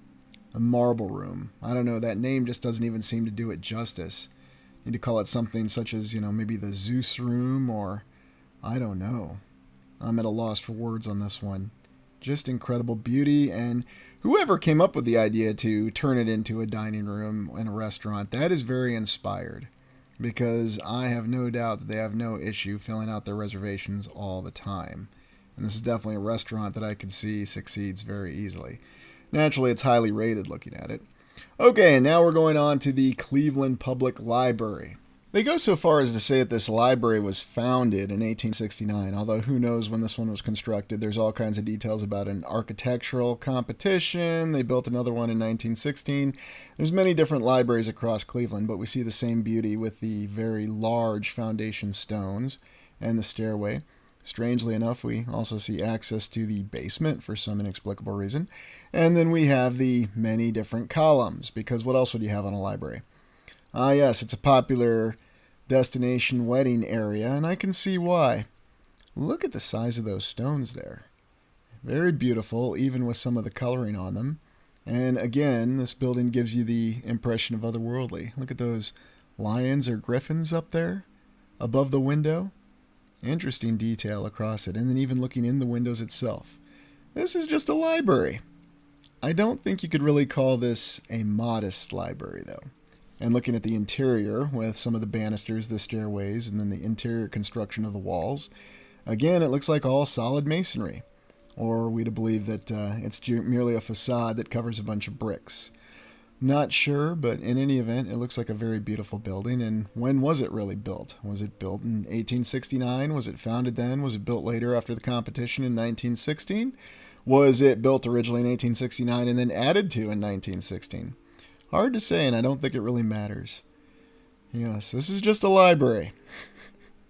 I just have to go to Cleveland because I could sit down for a fine meal, enjoy a McDonald's burger as fine dining because I see all these beautiful columns, and then I could go to the library and I would feel very cultured and very educated just by seeing these kind of things.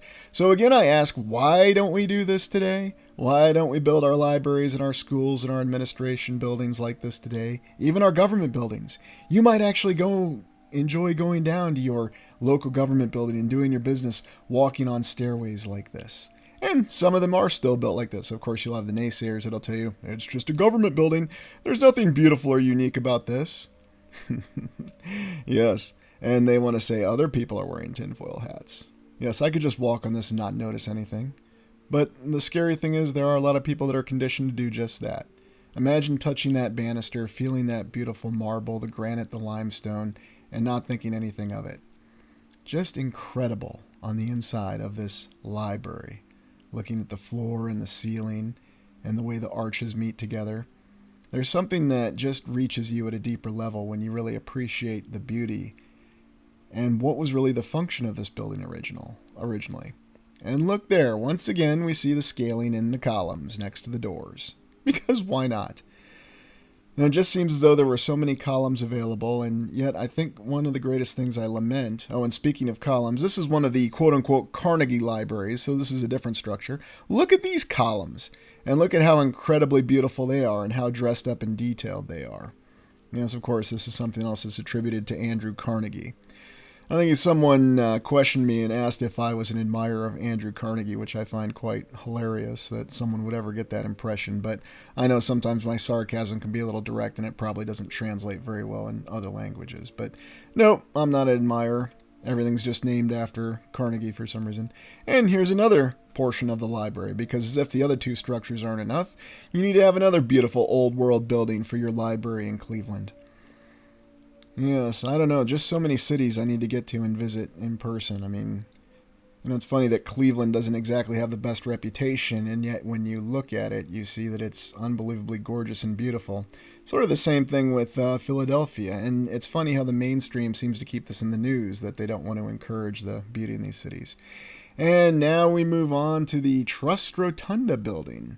The full name of this building is actually the Cleveland Trust Company building.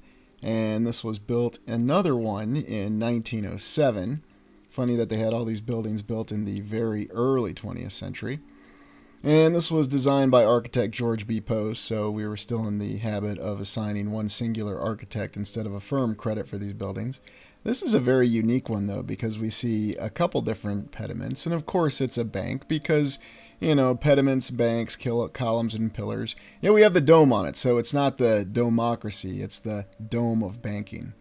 Looking on the inside of this, though, it looks like it's since become more of a shop. It's moved on from its humble banking roots. Again, look at the beauty on the inside, and look at some of the detail there on the ceiling. Early 20th century, even before Art Deco, as though no detail was spared. The archways and the beautiful dome. Almost as though this is some sort of miniature state capitol building. Very interesting. And we'll take a look at the glass that's actually up in the dome, and that's an incredible beauty in and of itself. But when you see the painting and the way the columns and the pillars all match together, and then looking up and seeing how it all meets when you look straight up, that is unbelievable beauty, especially the lighting on that. That's something that gives you that otherworldly feeling, and I always have that feeling whenever I go into any kind of state capitol or any building with a dome, and I look up in the dome and I see this kind of beautiful ornate detail. It's almost as though you're looking at some sort of special window that's a portal, or it gives you a gateway to a different world. I think this is something that's lost in architecture, and whether it was lost from the old world or some aspect of the old world and what function it originally served, you can just think on all the people who were going in and looking at this. Well, here's the Central High School, and this is a photo from the 1870s. And of course, it's a high school because it has a very beautiful tall tower on it. And we see some very wondrous construction techniques on it, such as putting the windows down in the ground for some reason. I'm not sure why. Can you imagine going to a high school like that every day? Well, this is the new one, the Central High School. This was built in the 1940s. We don't really hear of many buildings that were constructed in the 1940s. It's sort of that strange period that's during World War II, and it's in between the Art Deco / Great Depression and prior to the brutalist architecture that swept over the Western world in the 1950s, even though it was trying to resist communism. Well, now let's move on to the new West Side Market House. So, as the name implies, this is a market, and we'll be told that this is built in the early 20th century. They completed it in 1912 after 5 years of construction, so a little bit better of a construction timeline. Neoclassical Byzantine architecture, I think I'm going to go with airship hangar architecture or airship revival. What is that tower for? And don't tell me it's because Cleveland is surrounded by hills. This is for a market? What was the original intention behind this building? Because when you look on the inside of it, I'm definitely given the impression of one of those old design photos we saw from those brilliant French designers or recorders. And to me, it looks more like a hangar of some sort, or it has some other function. It certainly wasn't meant to be a market. Look at all the unused space in that. That does not make any sense. And now the Piece of Resistance, one of the oldest buildings in Cleveland, Gray's Armory. So the story we have behind this building is very interesting. They tell us that this building was built for the Cleveland Grays, a private military company that was founded in 1837. They claim this beautiful castle building was built in 1894. So already we have a conflicting account right there. Does that look like anything that would come out of 1894? Who is building a castle in 1894 and why? Why is there a private military company in Cleveland in 1837 that operated for a number of years? What about the militia? What about the regular United States Army? Strange because it's during that gray area of history we have, so I guess Cleveland Grays is very fitting. Look how incredibly beautiful and modern looking this building is, despite being constructed of large blocks. I find it very difficult to believe that this was constructed in the 1890s. I'd find it very difficult to believe that they said this was constructed in the 1830s. I also find it difficult to believe, again, that there was a private military company. What was this, Metal Gear 4 in 1837? If anybody gets that reference, let me know in the comments. But this building just defies all explanation because it's our classic castle, and yet it seems to be a more detailed and well-built castle with much thicker walls and more masonry construction. They always called it the Cleveland Grays Armory. So I wonder what happened to this private military company. I'm going to have to dig into that a little bit more because I'm just astounded that there was a private military company during the age of militias and the very small regular United States Army, which conveniently happened to go right to mass mobilization during the Civil War. And look at this beauty from this angle. And you see those very large base stones, and then it looks like it's brick construction, although we see such amazing, beautiful detail with the slopes of the brick, and then, of course, the little turrets that are added onto it. Now, how defensible would that really be with the technology of the 1890s? Remember, we had our nuclear-tipped mortars from the United States Civil War, so why would you bother putting this kind of effort into a building if it's some sort of military function? But let's be honest, that's what they always call these castles. They're always considered armories or something along the like. Well, I'm surprised they just didn't consider this one some sort of music concert hall. Oh yeah, and right there they put it 1837 to 1893. So what the heck is that in reference to? Is that when the building was built? Was that when the private military company was in existence? Why would they put that on the side of the building? Nothing about this makes any sense. Conflicting accounts, conflicting architecture, and in a building that's just such a large anomaly that you can't explain it. Look at the entryway there. And again, you'll see the small column showing the scaling and the very large stones in the archway. There's just something about this building that defies all explanation. What was the purpose of this building when it was originally built? And don't tell me that it was built for a private military company. Here's the interior. And this defies a military explanation as well. We needed our nice solid wooden interior with our pillars holding up the ceiling, and I don't know, what's the floor really made out of? This building is just such an anomaly from many perspectives. Let me know what you think of this one in the comments. Here's our well equipped office, and look at that, even beautiful windows there. Woodwork as far as the eye can see. Well, Cleveland's definitely a city it looks like I have to visit, and I certainly invite you to explore it on your own. Thank you for joining me today. It's been a very enjoyable exploration.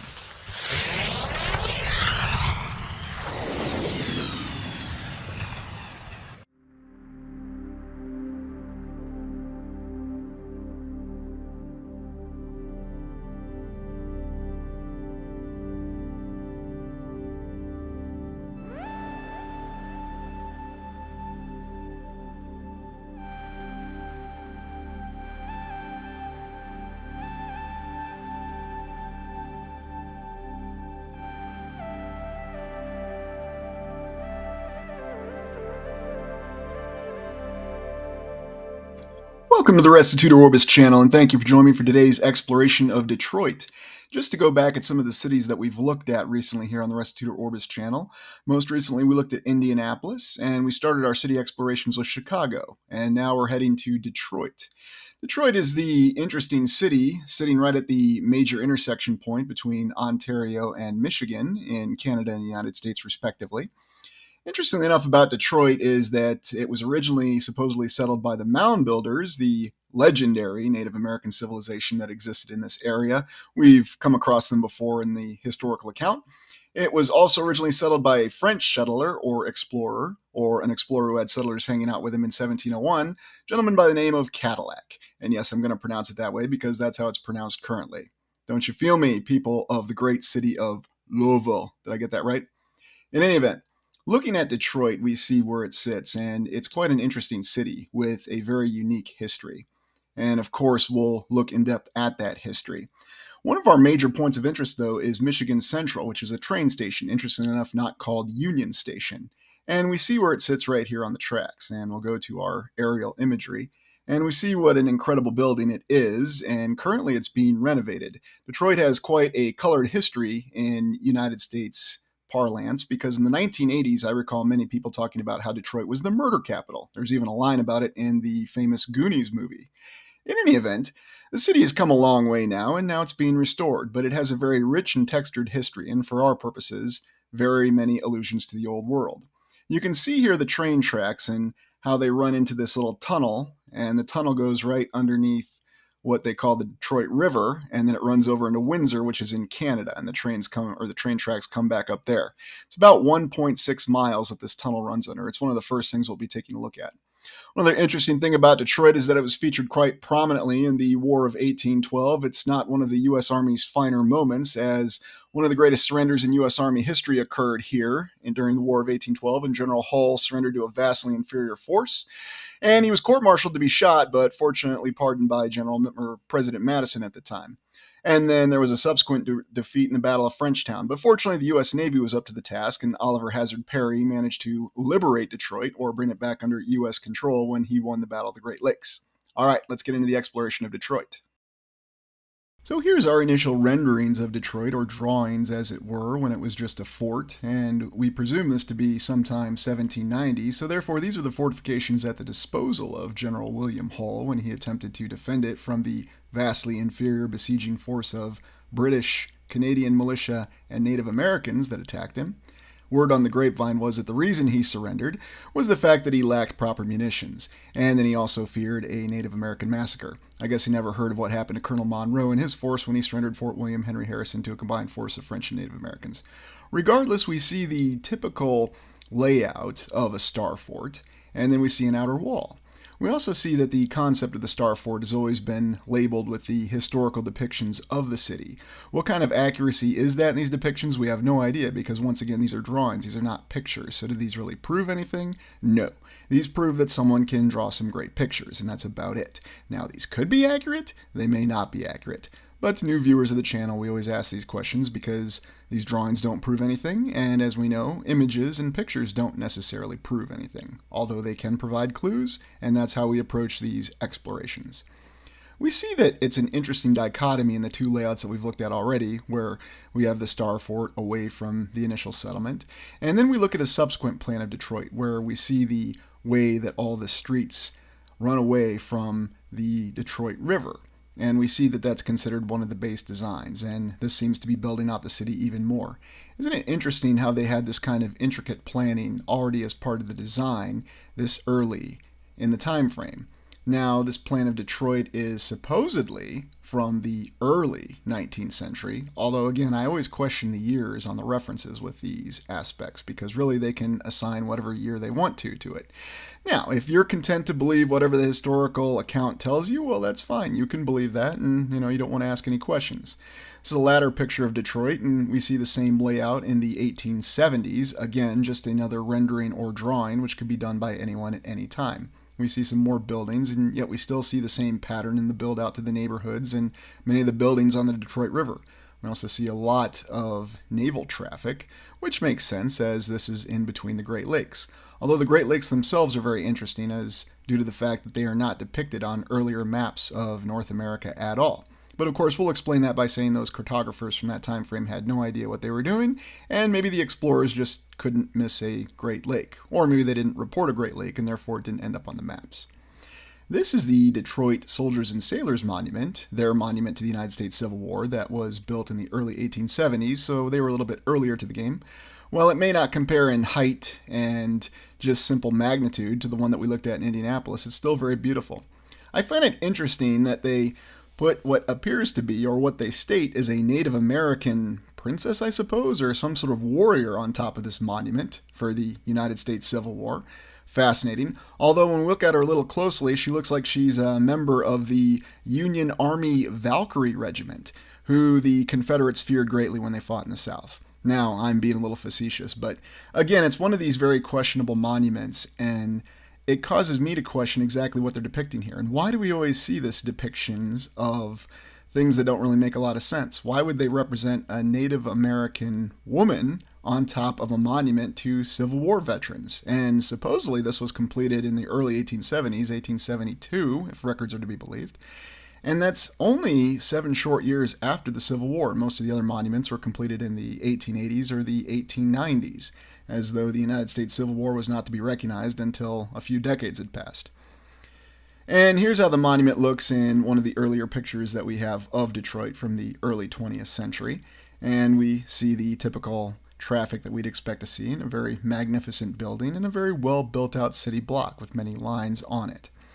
So an early photograph that gives us some clues that there may have been existing structures here that had always been here, unless we want to go with the historical account that these were all built by the great people of Detroit and that they had done so after the Civil War.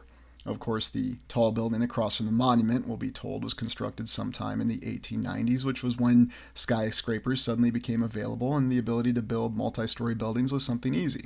I always enjoyed this sign to Detroit. Welcome to Detroit, the Renaissance City, founded in 1701. That's right, Cadillac just founded it, right? Isn't it funny how we always see that term? And it's even more fitting that this sign is depicted right next to this amazing building. You'll never guess what this amazing, beautiful building is, as you see the pediment and the incredible tower, although frequent viewers of the channel who've been part of the other city explorations will probably have a good idea of what this building is and what it represents. If only we had such facilities available today, imagine the things that we could achieve. I guarantee you that your mail would never be late. And mail isn't late anymore, is it? Here's the Detroit Opera House, and isn't it intriguing that we have this kind of building for an opera house?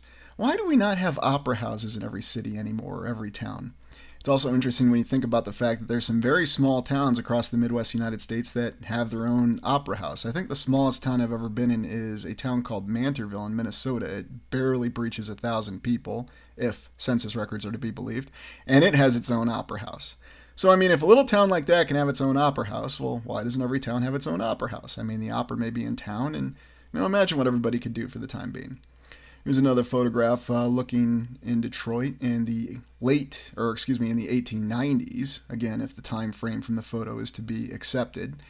And we see some very well built out buildings with some great detail in them. And we have the usual interest in detail on the streets.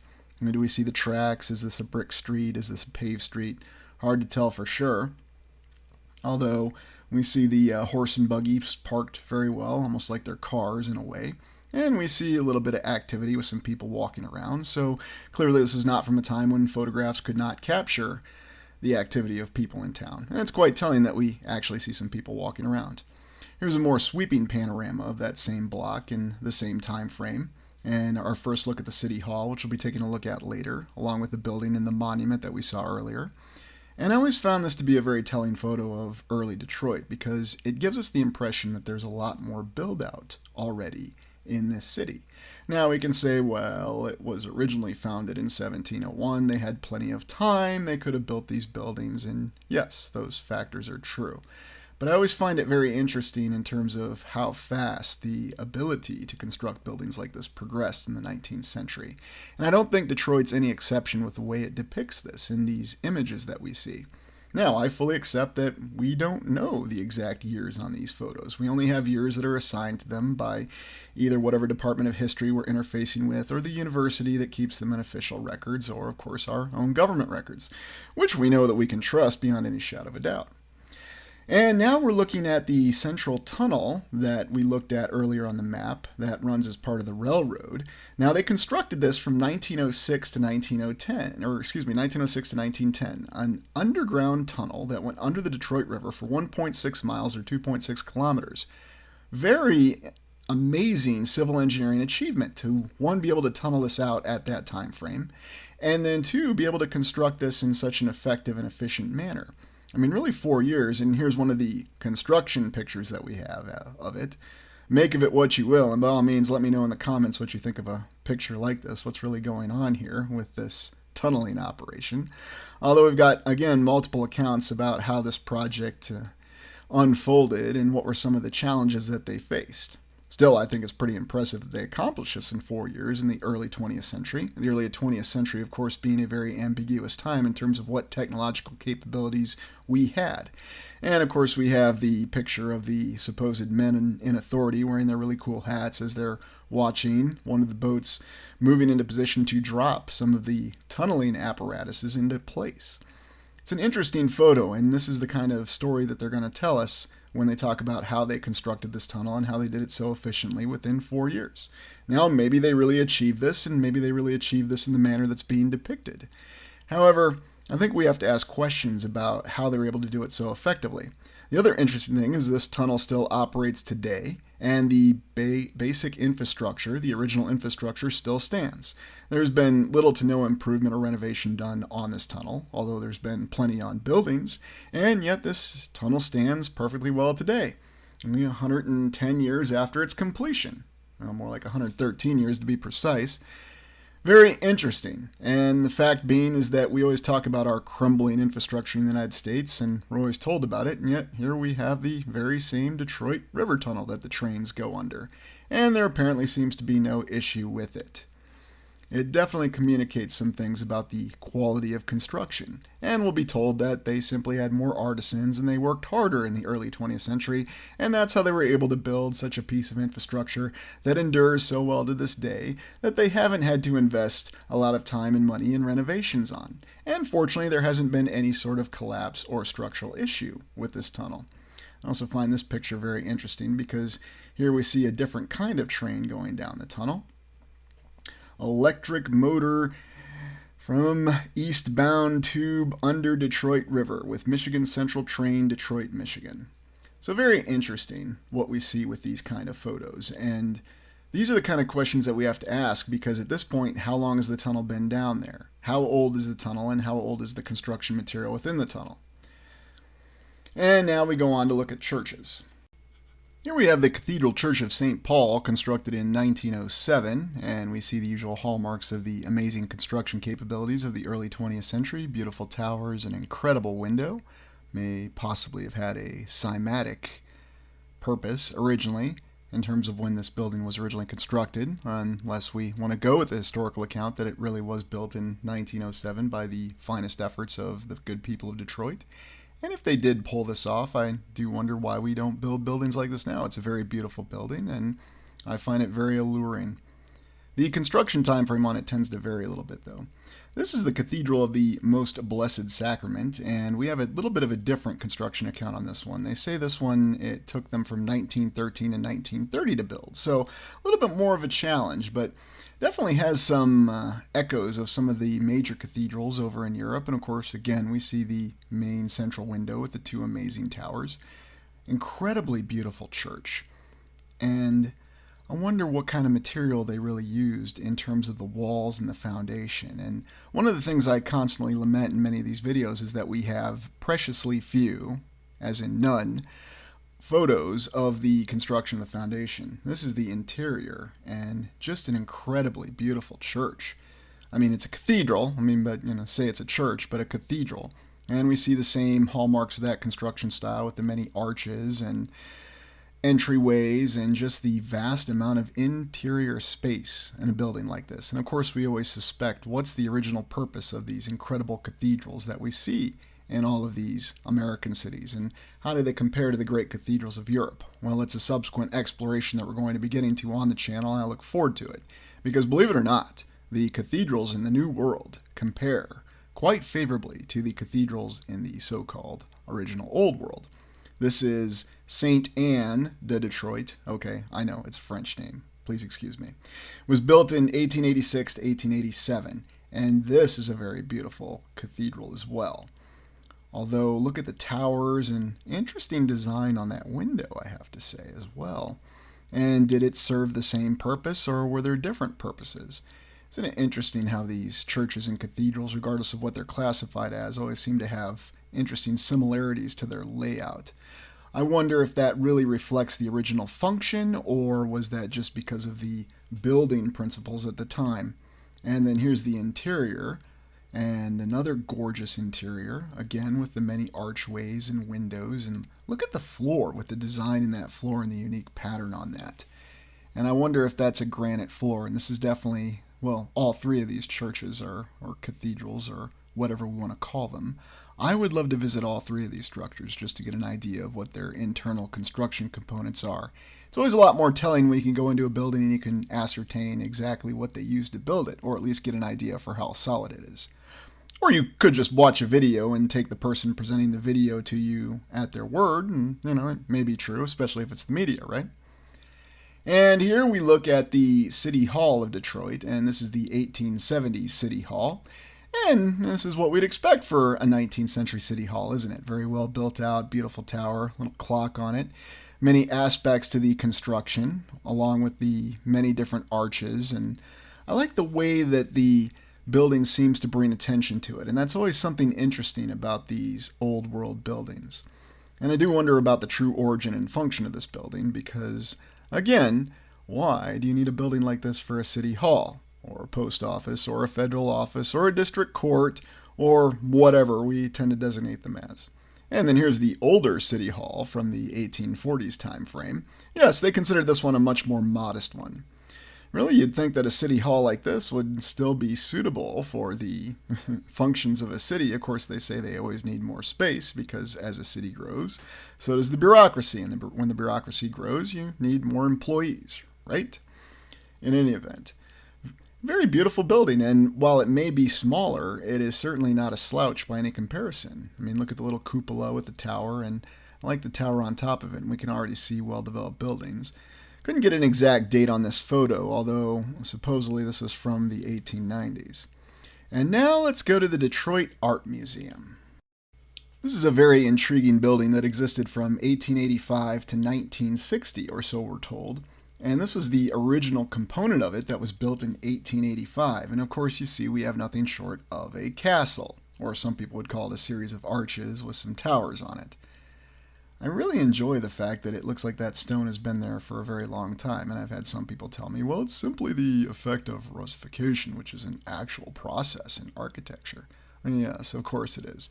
There's always an explanation in architecture along with a fancy term for how you explain what kind of building style a building is.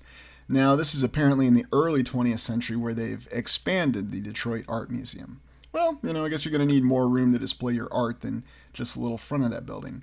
It's interesting, though, if you compare this photo to the previous photo, and you wonder if somehow the previous photo was altered in some way. Not that I'm meaning to suggest that. Maybe this photo is altered. Because we don't know when we look at photos. We don't know what ground truth reality is. The only way to know would be to jump in the DeLorean, go back in that time frame, and see what the building really looked like in 1885. Isn't that ironic that it is the year 1885 to any fans of that movie? I love the arches and the stairs going up to that, and I really enjoy the smaller subsidiary towers. And here's another picture of it. And you still have the tops on these towers, and it gives this building a very beautiful and fairy tale appearance. These are the kind of appearances that we would be delighted to see in our buildings, whether this is in a larger city like Detroit or a smaller town. I recall looking at a library that looked somewhat similar to this in La Crosse, in Wisconsin, in the Mississippi River Valley, that had towers like this. But I suppose the reason it appeals to us so much is we can tell how a building like this really activates our imagination, our creative inspiration, and aspects that we may not fully understand about ourselves. When we see buildings like this, we question how they came to be and how they were constructed at that time frame. And here a closer look at the stairs and some of the arches, and again we see the scaling with the construction of columns, something that seemed to be no difficulty for whoever or whenever this building was constructed. I also like the detail that you see in the windows and the arches on the windows in the tower. And then of course we have the usual base stones going around the stairs. And I wonder where this came from. Was this limestone? Was this Indiana limestone that they hauled up there? Well, I mean, look at the blocks that are even above the archways in between the levels of this building. Just an incredible achievement. And of course, we'll be told, well, they had artisans, they had craftsmen, they had people who were willing to work, and there were no safety standards, and that's how they were able to build an amazing art museum like this. I mean, I certainly can't argue with why you'd want a building that would look like this to display art in. That part actually does make sense to me. I just wonder, why is it that this building was something that could be achieved in 1885, and I wonder if there's a contractor who would even give you a bid or any sort of design if you requested a building like this. Imagine if you took this picture, you had multiple schematics of it. I would like this building built and I would like it done within 3 years. I wonder what they'd tell you. Here's the court from it, the internal look, and look at the little tower and the windows, and look at all the different colors in the brick. Just gorgeous. I mean, everything about this building does reflect art, and there's no arguing with that point. Well, why is it we don't have our buildings reflect art? Well, it's because our buildings need to reflect functionality and cost, because we have such limitations in cost now. That's what we'll be told. We don't act like we don't have an unlimited debt ceiling and that we can't just seem to throw infinite amounts of money at whatever world issues that we have, regardless of what nation we are. I mean, that's what we're told. Of course, they'll always warn us about the dangers of hyperinflation, but then they keep enacting the same policies. Here's a later picture of the Detroit Art Museum, and here you can see they've unfortunately ripped off the tops of the towers on each of the towers, the fairy tale aspect of it. Probably trying to make it look more like a quote-unquote modern building. Yes, indeed. Why is it this always happens to these buildings? And this was clearly shortly before its unfortunate demolishing in the period of urban renewal in the 1960s. I always found it ironic that urban renewal hit all the major American cities from the late 1950s to the early 1970s, and then in the 1970s and 1980s there was a reputation of American cities that, well, we'll just say they weren't the best. All right, now we're going to take a look at the schools of Detroit. This is Cooley High School, built in 1928, and it's been featured on many different explorations, and you've probably seen the interior of it, but looking at the exterior, we're told that it's some sort of Mediterranean revival style. What else would it be? I'm surprised they don't call it Pirates of Darkwater revival style. Does anybody remember that show? It didn't last very long. Yeah, I'm dating myself there. Regardless, a very beautiful building, and look at the towers, and then you see some of the details on the doorway. Why do you need a high school to look like this? I mean, I'm not complaining. I'm just wondering, why can't we give, modern students a high school like this in the United States? Gorgeous high school in the city of Detroit with beautiful towers and nice big clock there in the middle. Because remember, we didn't have any kind of handheld pocket watches at that time in 1928. I mean, I guess it does go with the narrative that it was the roaring 20s, and this was before the Great Depression, and here we have a group of students coming out the doorway. But looking closely at the doorway, look at the ornate detail in the columns with the twist around it, and then some of the detail above both the arched doorways, and again seeing the scaling with the columns there in the arched doorways. Thomas M. Cooley High School, very proud name. And look at the different coloring in the bricks, too. And then even the detail in the windows, as though they spared nothing with this building. In 1928, I wonder who was just wandering around there as a construction contractor who said, yes, we can do this. Here's one of the internal shots of Cooley High School, and even the woodwork is very beautiful and reminds us of many of the state capitals that we've looked at in early explorations on this channel. Just thinking, looking at that woodwork, and then even there you have columns, because we can't resist putting columns and pillars everywhere in these older buildings, it seems. Perhaps that was some sort of essential requirement. It couldn't be because they were part of a construction kit that were available in many different sizes, and we'll be doing a subsequent exploration where we actually examine columns. Here's the beautiful auditorium, and this is what it looked like when the building was more in use. Just a gorgeous auditorium, although we'll look at a different angle here in a second. And remember, this is just an auditorium in a high school. Now again, I'm not degrading the importance of education or anything like that, but we're always told by our government throughout the ages how important education is. We could do something like this back in 1928. Why does it seem so difficult to do now? And please let me know in the comments. And here is one of the subsequent photos of the beautiful auditorium in the Cooley High School after it's deteriorated quite a bit. Yet even after deterioration, you can still see the beauty and the detail in it. And you see it's kind of a tragedy that this building was just left to deteriorate like this. And yet at the same time, it does preserve a look at some of the detail within this auditorium. And the question has to be asked again. Why would a high school require that kind of detail? And now we move on to our next school. This is Central High School. Why do they always have a Central High School in these towns? I'm reminded of Duluth. And this was built from 1893 to 1896. Quite a beautiful high school. And again, you see the similar trappings with the incredible tower and the beautiful towers and subsidiary towers. Because one tower is not enough. You need more than that. Because how else are they going to know that it's a high school? Again, why can't we get high schools like this today? This building is still with us today, and it's very beautiful, and it's now part of Wayne State University in Detroit, and they call it Old Main.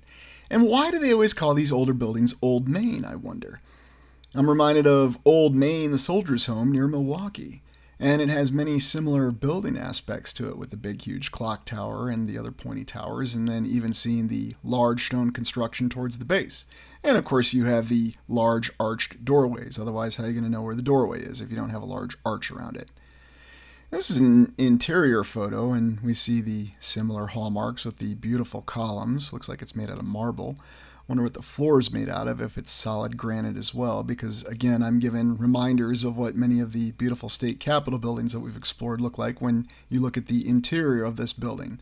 That's an academic building, and was originally constructed as a high school in 3 years, 1893 to 1896, because boy, could we build them back then. I don't know what it was with that time frame in the 1890s. I mean, look at this, with this stairway and the arch over it and the detail everywhere. As though they just had so much time on their hands that they were happy to do this kind of detail, to have a school ready to go and do it in 3 years, easily, so students could attend and be inspired every time they walk up those stairs. Causes me to reconsider some of the schools I went to growing up, and I'm beginning to wonder which ones were old world buildings, and maybe we'll have to take a look at some of them for future explorations, if they're interesting enough. I mean, look at this here. Again, you see this detail above this doorway. Why would you put the wreath in there? What's that all about? And what's that really signifying if this is indeed from an older civilization? I do wonder. And again, I'm wondering exactly what the floor is made out of, and you see that the pillars in the wall look like they're made out of some very solid material, whether it's granite, limestone, or sandstone, or whatever other type of stone that we'll be told that was hauled in from some vast distance and was part of the easy construction. Even a classroom has a bit of a detail to it when you look at the ceiling, and it just doesn't seem like this was a building that was originally supposed to be a high school. And yet we're told that it was built from the ground up to be a high school. Well, I'm not sure what to think of this one. What do you think? Let me know in the comments. It's just another question of why is it that we had older buildings that were this beautiful, this ornate, and this detailed in Detroit, and now we don't have this currently? And now we've reached Michigan Central Station, and this is the original one, of course, from the 1860s, because if you're going to have a central station, you're going to have multiple incarnations of it. And even the original one from the 19th century looks very beautiful with the large clock tower, and maybe if it was from the mid-19th century, I could buy the fact as to why they need clock towers, because at that time, Waltham wasn't up with producing enough pocket watches. But then after the United States Civil War, anyways, apparently the old central station was falling apart and suddenly burned down, surprise, surprise. So in a year, 1913 and 1914, they built this beauty. And this is one of the original postcards, apparently right from 1914 as construction was completed and it was opened. Yes, this was a rush job in the early 20th century. Again, our building methods and our ability to rapidly plan, design, and construct these buildings is just incredible. But don't worry, someone will tell you that these buildings could be done today very easily. Well, here's what it looks like more recently. It has fallen into disrepair, and yet we can still see a lot of the styling details on the original train station with the large columns and 3 pediments there, not just 1 or 2. And just look how unbelievably tall this building is. And we looked at this initially when we did our map exploration.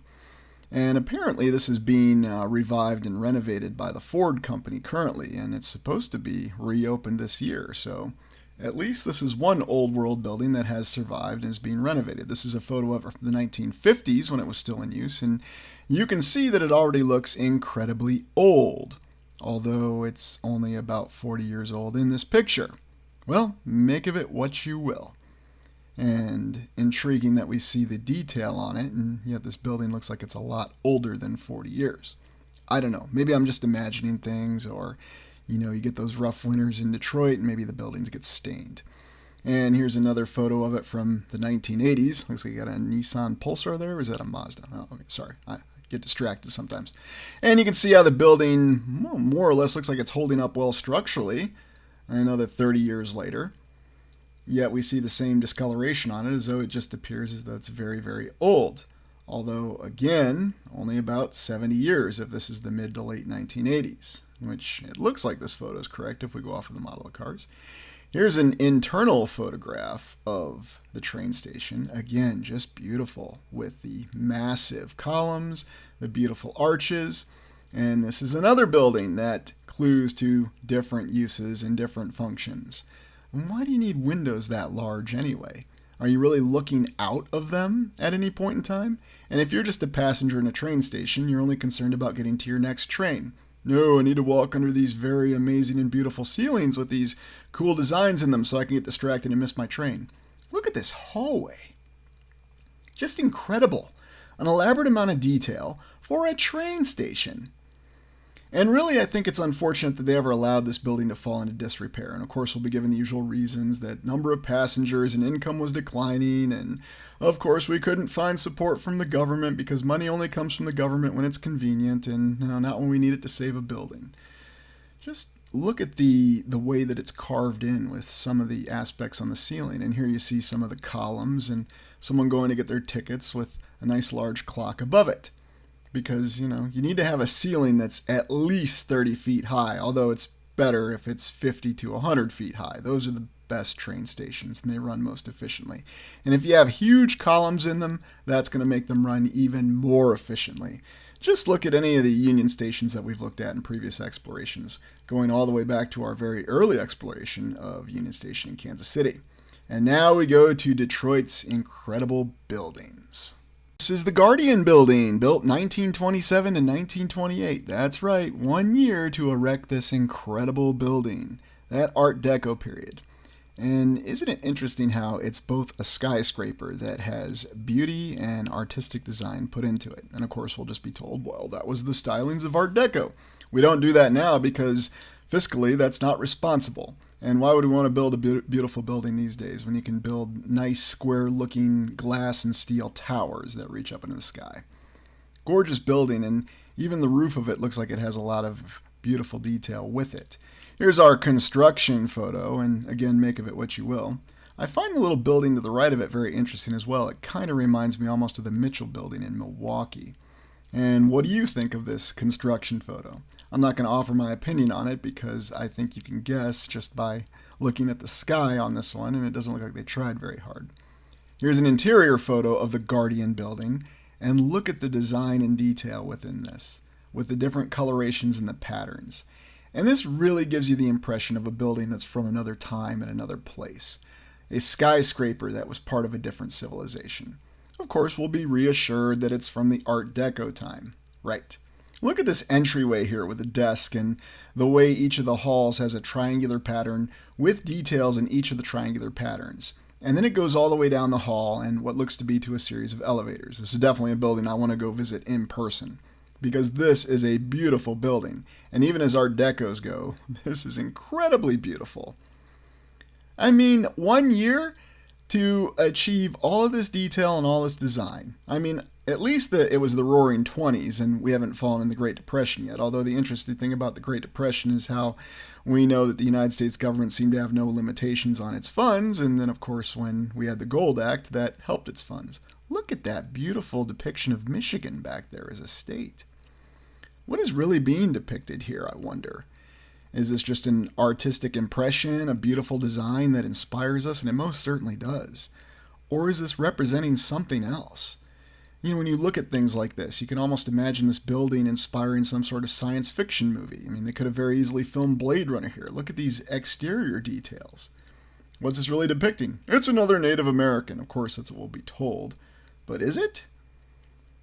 And look at that. The ornate beauty in both the structure and the coloration. Really, this building defies words to describe, both internally and externally. And while it's beautiful externally, it really has its story told on the internal aspects of it. All this in a year, and they could achieve this? And what's the story? Well, we just had all these craftsmen and all these hard workers that were willing to be there. Very interesting depiction of Michigan, now looking at that wall mural closer. And just a tremendous mural. And I wonder how large this one is, and this is something certainly I'd love to see in person.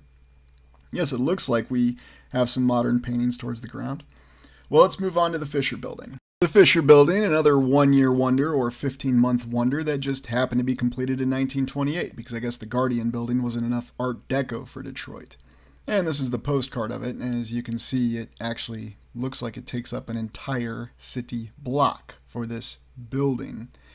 And here's a more modern picture of it, and here you can see that there's some more beautiful exterior styling on this Art Deco building from 1928. And just remember that, 15 months.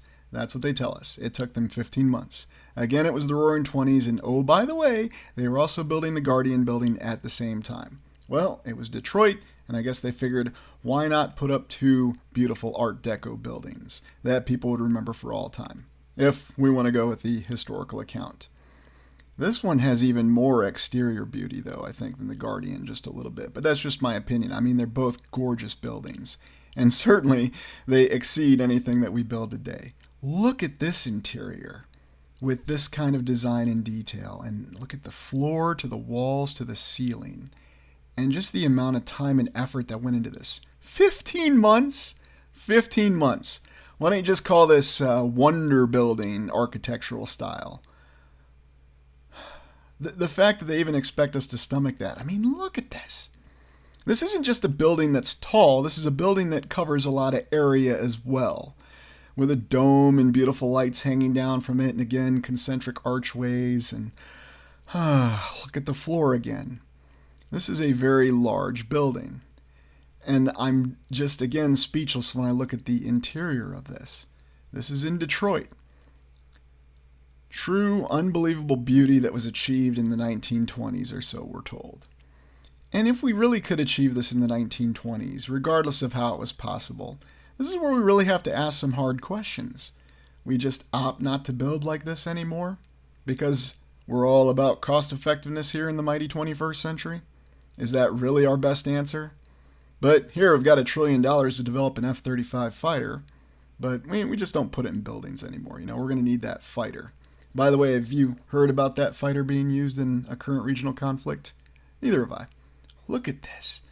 Just incredible beauty with the reflection and the lights. And again, this is something that's otherworldly. This is something that's fantastical beyond the ability of words to describe. And you could see any science fiction or fantasy movie being filmed in a building like this. Well, now we save the best for last. The Detroit Masonic Building, as you can see by the postcard, built from 1920 to 1926. This is the largest Masonic building in the world, with over 1,000 rooms inside of it. We looked at the incredible Masonic building in Indianapolis, and we thought there was nothing that could compare to that. And yet we find the largest Masonic temple in Detroit, Michigan. And the postcard doesn't do it justice, but you have to ease your way into this one. Look at the gorgeous beauty and the magnitude of this building. And they did this in 6 years? Now we're just looking at the exterior, and yet we see something that's a castle, a palace, a capital of perhaps some vast region. One wonders what the original purpose was. Now, yes, I played a little game where I inserted this picture in earlier, but just to show you that, can you really tell a difference between this and the Art Deco style? Or does this indicate that there's a style that some previous civilization used on the Fisher, the Guardian, and this Masonic temple buildings? That's what I really wonder, and I'd like you to let me know what you think in the comments. Because what does this really represent? What is this really all about? I mean, I know we're told that this is a Masonic temple, and yes, this is the actual picture from the Masonic temple, being honest with you this time. But sometimes I think it's important to ask questions and not take everything we're told at face value. This is very much a building I would love to see in person. Isn't this an interesting doorway and very, very interesting motif there? What do we have? The giant cat or Panther of Doom from the Garfield cartoon. And it looks like we've got an eagle or a phoenix, depending on your interpretation. Whatever other details in this unbelievable building. We're only looking at the outside of it right now. Just wait until we get to the interior. I'm still trying to fathom how exactly they achieved this unbelievable achievement within 6 years, 1920 to 1926. Just in the years after World War I, and also after the outbreak of a nasty influenza that was a worldwide pandemic. Right after that, in fact, that was still going on when they started constructing this building. I mean, I guess they give us a little bit more credit by telling us it actually took them 6 years. But just looking at the exterior detail with all the windows going on in the vast towers and the way the towers meet at the top, there's a reason why I question if this building had some greater function. Here's our construction photo, and again you see issues with scaling, you see the vanilla skies and the usual challenges that we have. Why exactly does it appear as though there's always such signs of symmetry when they construct these things? Is that really how they did it? And I'm seriously asking. There's just something that seems a little off about some of these photos. Namely, it's always the absence of workers, and look at the power lines running right up there to the side of the building. Well, I guess they weren't concerned about that. What is really going on here? 1923, so in only 3 more years they'd have this building finished. And here's another exterior detail. And again, seeing beautiful figures that are carved up above the doorway or assembled above the doorway. I mean, who knows exactly how this was done? We'll be told that it was assembled in pieces. Well, if it looks like it was assembled in pieces in the photographs, I wonder if it was. But I'll again elicit, this is an interesting figure, I'll elicit your responses in the feedback to see what you think. A little interesting coloration, too, on that rather ghastly-looking court gesture sort of figure, and whatever meaning that has. And again, I'm just taking this all at face value. I'm not looking into the meanings behind any of this, because I think that's how we have to approach these explorations. And here, more ornate detail. Very intriguing figures. And I have seen this on many other buildings, and figures like this on other buildings, not just on Masonic temples, or the largest Masonic temple in the world. Or do we want to call it the largest royal palace or royal capital in the world? Yes, look at this stage here. And look at the beautiful ornate detail in the ceiling. And I believe this is the venue that you can fit 1,000 people in. Looks like you can fit 1,000 people in there. So you can put on your greatest indoor concerts. Or perhaps you could do your coronation ceremony if you're Ming the Merciless and want to have yourself declared Emperor of the Universe. Anybody knows what series that's from? Let me know. Ah, yes, we have to put the year in it. Apparently that's the cornerstone, 1922. Look at this. Wow. Just an incredible room that gives the same trappings that we've seen in many cathedrals with the archways and the detail. And look at the floor. There is no beauty and no expense spared in the interior of this building. And this is really something that defies simple explanation. And here it looks like we've got a ballroom. So, after Ming the Merciless has himself declared ruler of the universe, then he can go marry his Empress of the Hour, Dale Arden, and enjoy it. And hopefully Flash doesn't show up to disrupt the ceremony. Yeah, I'm talking about the 1980 movie, if anybody's wondering. Maybe I'm losing my mind because I'm just looking at too many of these buildings, but there is just something about this Masonic temple that is truly mind-blowing. Look at the detail in the ceiling. Just this kind of venue, this is something you could film any movie in, and this would be a very convincing set for anything from some large parliamentarian proceedings or large meeting or august body. And it would look so convincing. Okay, gotta move on. Welcome to the Restitutor Orbis channel, and as you all know, I took the day off from narrating a video earlier this week. And I thought, well, if I was going to go for 2, I would have to barf up a lung, so I made the time off count, and now I'm back. We're in Chicago, and we're returning to Chicago to examine some of the spectacular towers that we didn't look at in our first exploration. The first exploration really examined what Chicago looked like in the so-called official historical account that we have concerning Chicago, and how this city began its meteoric rise. So back to Chicago, and here in this wonderful inspirational depiction from 1820, we can see that there were some very small structures and some very colossal Native Americans in canoes. I think I see Daniel Day-Lewis and Wes Studi. Moving on, Chicago started with Fort Dearborn, a geometrically precise foundation structure. And while it may be a rudimentary geometrically precise foundation structure, it is a GPFS nonetheless. And of course it started in Fort Dearborn. We have other depictions that indicate in the original map of Chicago from the 1830s that they already had the grid pattern set up for it, but very few structures within that grid pattern. And as some commenter nicely suggested, well, what exactly does that prove? Well, nothing, I guess, except for the fact that it seems as though someone knew that they were going to lay out a very elaborate and incredible city. In fact, one of the largest cities in the United States, even in that early time frame. So no, it doesn't prove anything.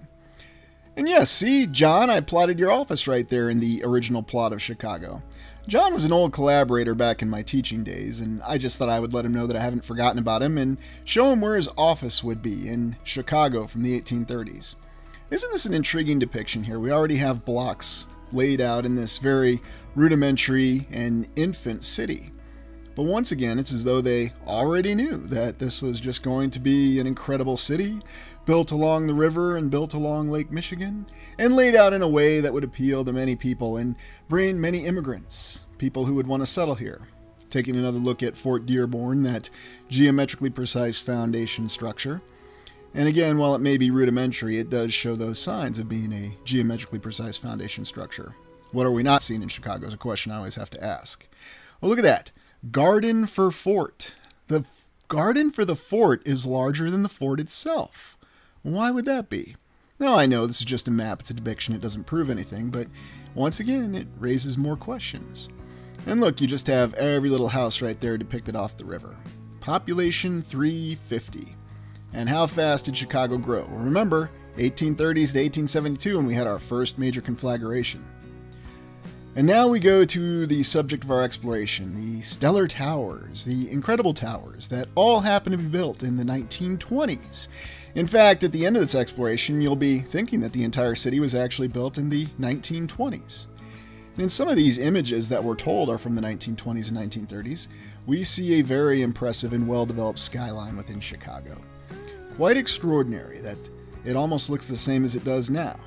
Of course, we're missing some of the beautiful, sarcasm level 10 in Aurelian sarcasm meter, modern buildings, but you can see that the older buildings certainly dotted the skyline quite well and quite effectively.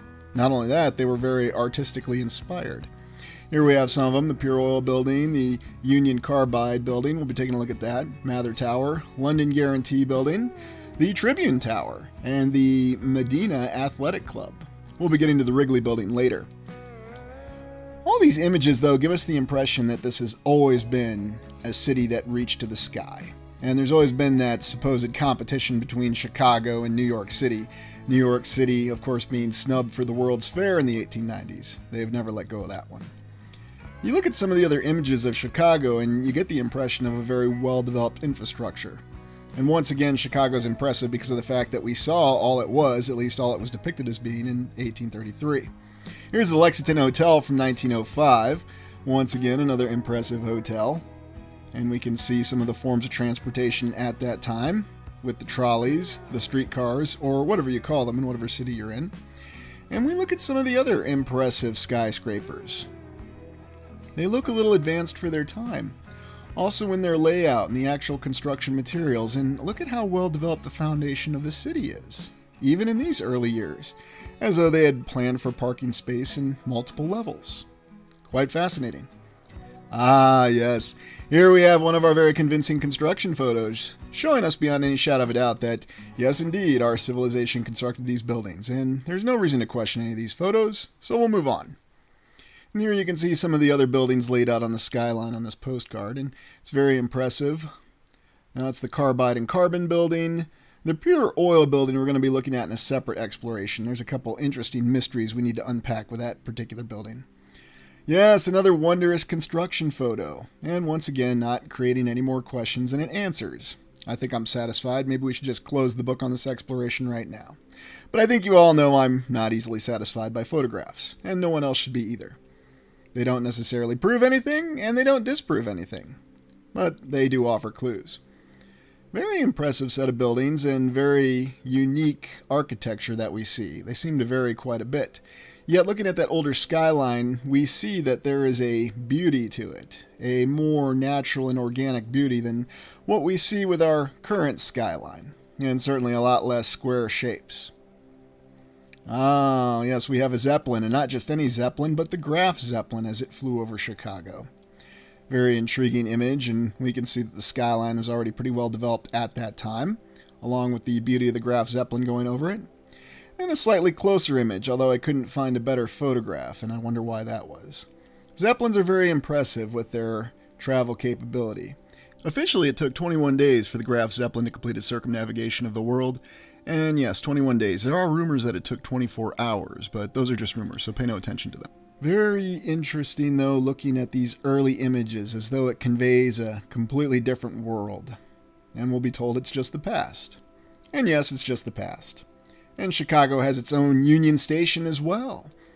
And a very unique Union Station at that, off of the river, and yet when you look at the bridges and the other buildings, you can see a very well-developed and well-planned infrastructure. Question is, when did they really start planning it? And look at this, the Palmer House. Very beautiful building with pediments and columns built in the walls. And of course it has a dome, because you just don't have a real good building without a dome and portal windows on it.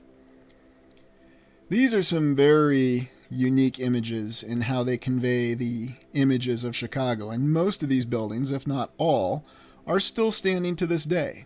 And you can see them quite well depending on which modern building you stand on in Chicago. But one thing we know about modern buildings, at least the contemporary buildings that we know beyond any shadow of a doubt that our civilization built, is that they have a lot of unusable space in them. Well, let's take a look more directly at Chicago. Here's the Women's Temple Building, or the Women's Temple Building, built in 1905. Quite an impressive Women's Temple Building. And what exactly was a Women's Temple Building? Has anybody heard of that? Could you let me know in the comments?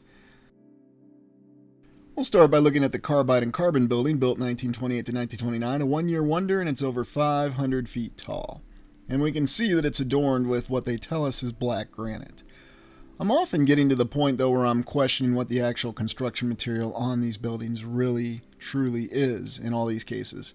Because while we're told this is black granite, it's interesting to consider how black granite is laid out in what they tell us is a quote-unquote terracotta building, or whatever architectural style they're trying to sell us that this particular building is. Very unique top on the building, and it reminds me of some of the structures that I recall seeing in Kansas City, and also structures that I've seen in other major cities.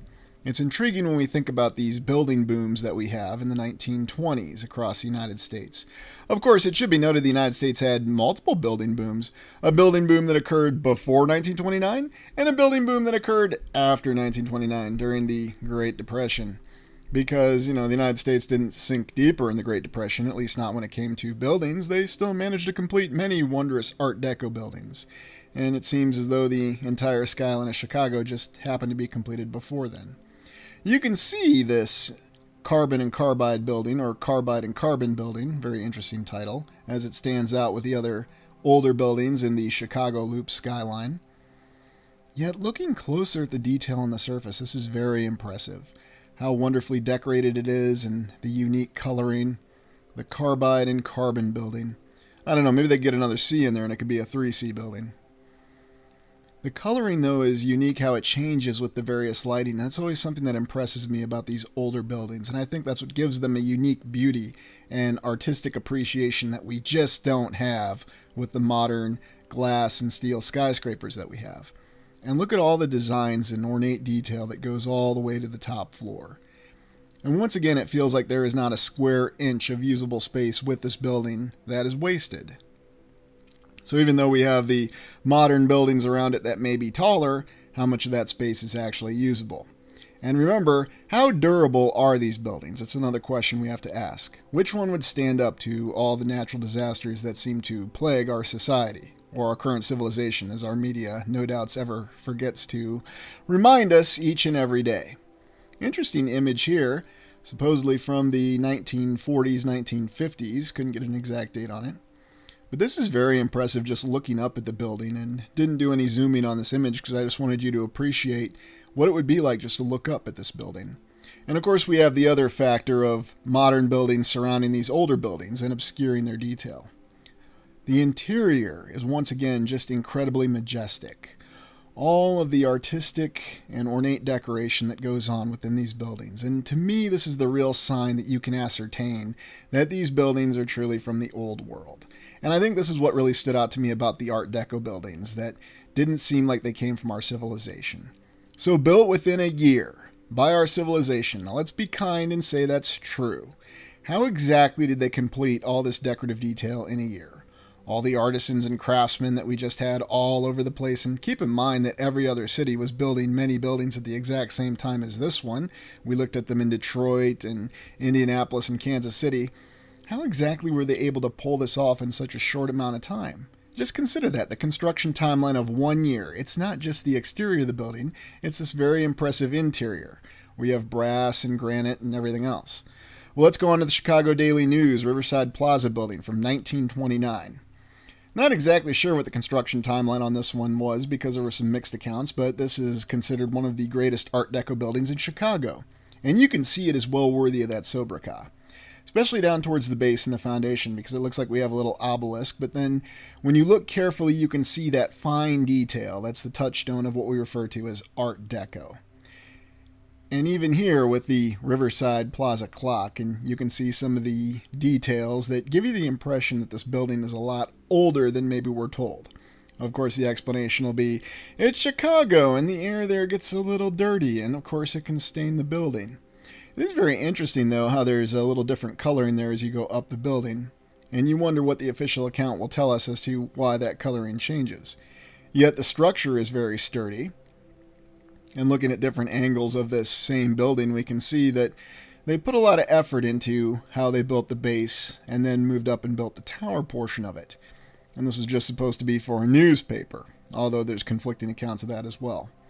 Looking a little bit closer at the wall of the building and going up to the upper floors, and again you can get the hints of all those details that always accompany Art Deco. Once again, there's not a single inch of space that tends to be wasted. And then looking a little bit closer, where we can see supposedly some of the names that were carved into the side of the building along with some of the figures. Now, what exactly is the nature of this construction material? Is this just standard concrete, or is this a more advanced concrete? When I examined some of the Art Deco buildings in Kansas City, and I'm sure I would in Chicago, notice that this seems to be a slightly more advanced form of concrete. It seems to be more durable. It seems to be harder.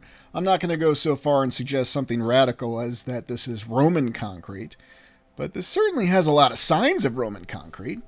And once again, we have the very beautiful and artistic interior. Look at the way the walls are and the ceiling is decorated. And this is always the hallmark of these Art Deco buildings, and this is one of the reasons why they tend to stand out to us so much. And even when you look at more of the office section, you can still get that indication of the Art Deco, the way everything is decorated, from the pillars to the ceiling, and of course the elevators.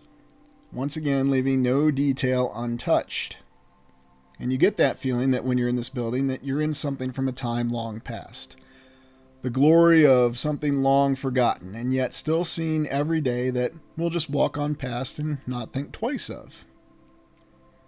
And you're taking another look at these elevators, and I'm reminded of what we saw in other Art Deco buildings that we've seen across the land, whether it was in Buffalo, New York, or New York City, or Kansas City, or all the other explorations that we've done. You see it reflected here in Chicago just as well. Interesting, though, that they try to put these modern signs and banners in these Art Deco buildings, and I've noticed that seems to be a way that they try to, I'm not going to say degrade them, but I'm going to say it deteriorates our appreciation of them a little bit. At least they're trying to detract from that. What the heck's this? Riverside Plaza, Minneapolis, 1973? This looks like brutalist architecture. Wait a minute. How did brutalist architecture get in my presentation? Who is responsible for this? Yeah, Christopher Lambert. Coming back again for all those mispronunciations. Okay, look, I'm doing the best I can. I'll try to get it right. Okay? Okay.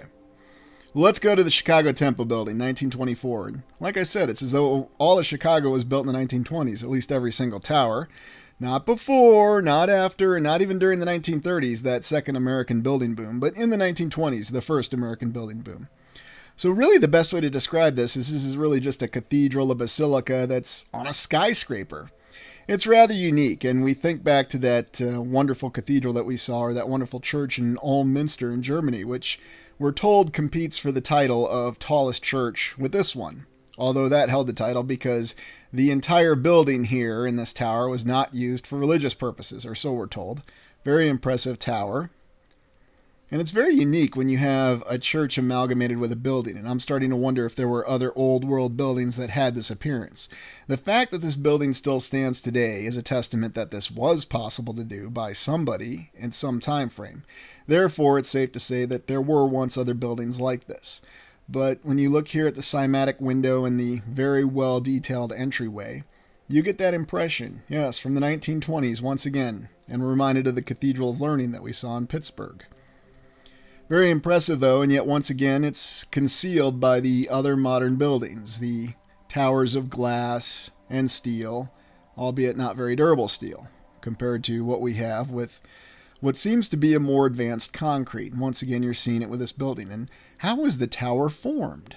How exactly did they do it? Was it done sectionally and then they lifted it up with cranes? Is that what we're to believe? Very intriguing. In the interior, we have a unique layout and not something we'd expect to see for a religious building. Very interesting. Cross beams and wonderful decoration, and then all the colored windows.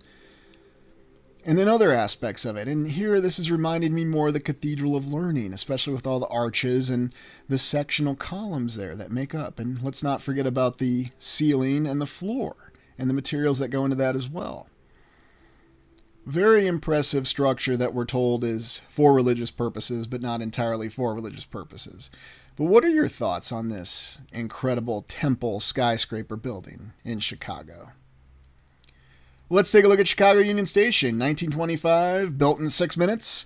And I joke about that because I really don't know. And the accounts are conflicting on this. And, if somebody said in the official account and it was recorded and well documented, I'm sure everyone would believe that they could have pulled this off in 6 minutes.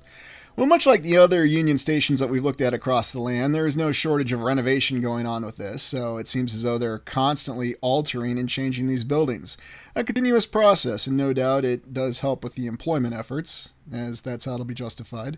Here's the official grand opening of this Union Station in the 1920s, and we can see the spectacular columns and the vast, august body assembled for its dedication. Interesting statues here. And what exactly are these depicting? And consider what we've looked at with statues in our recent explorations, and what are they actually representing? Because it always seems hard to believe that this is really supposed to be conveying the United States and Chicago in the 1920s. Here was the original Union Station. Although, would this have really been something suitable for the large city of Chicago in the 1870s, at least as large as we were told? And remember how it started in the 1830s. That's right. If a major city doesn't grow in 40 years, you get your money back. This is the United States. We can build cities in a very short amount of time. Look at the impressive columns here and the way the interior of this Union Station is laid out. And even with some of the renovations, you can still get an idea for what the ancient past glory was that still exists in this building, especially looking at the ceiling and the way it's integrated with the columns in this image. And looking at the older black and white image, and while it has a similar feeling to what we've had with the other Union stations, each of the Union stations that we've looked at, I will note, are very unique in their own way. And that shouldn't be surprising. Ah, yes, you may recognize this stairway if you've ever watched the movie The Untouchables or the movie Naked Gun 33 1/3, because this stairway gets featured in a lot of different films, and you can see why. I mean, could you have a stairway in a modern building you could film that scene on? No, it wouldn't work. And it appears in many postcards as well, so I think that gives us the final certification that this is a true Union Station, and it should be fully appreciated. Well, let's move on to the next building. And now we go to the London Guarantee Building, built in 1922. Again, the 1920s, the entire city of Chicago being built in the 1920s. And isn't this a very unique building with the cupola on top of it and then the pillars in the walls? By the way, did you know that this building was owned by Abe Froman, the Sausage King of Chicago? It's very well documented that Abe Froman, after he built his sausage empire in Chicago, purchased the London Guarantee Building. Yes, Abe Froman, Sausage King of Chicago, established in 1986. All right, back to the London Guarantee Building. Looking at the top of the cupola, we can see how it compares with the rest of the skyline. And once again, even in the skyline image, you get the impression of just how truly advanced and impressive this city was for its particular time frame. And yet some of the other images, and here we have our, once again, very convincing construction photo, and I think that just answers all the questions that we would possibly have about a structure like this. I mean, obviously we built this. It's a convincing image. Nothing more to see here.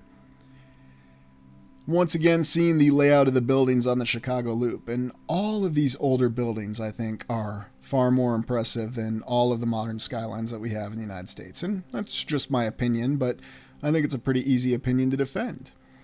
Looking at this building from bottom to top, though, and you can see how the columns are integrated in towards the top, and then you have the cupola. And that's what makes the design rather unique, and you have to ask yourself, why wasn't this design used in other buildings?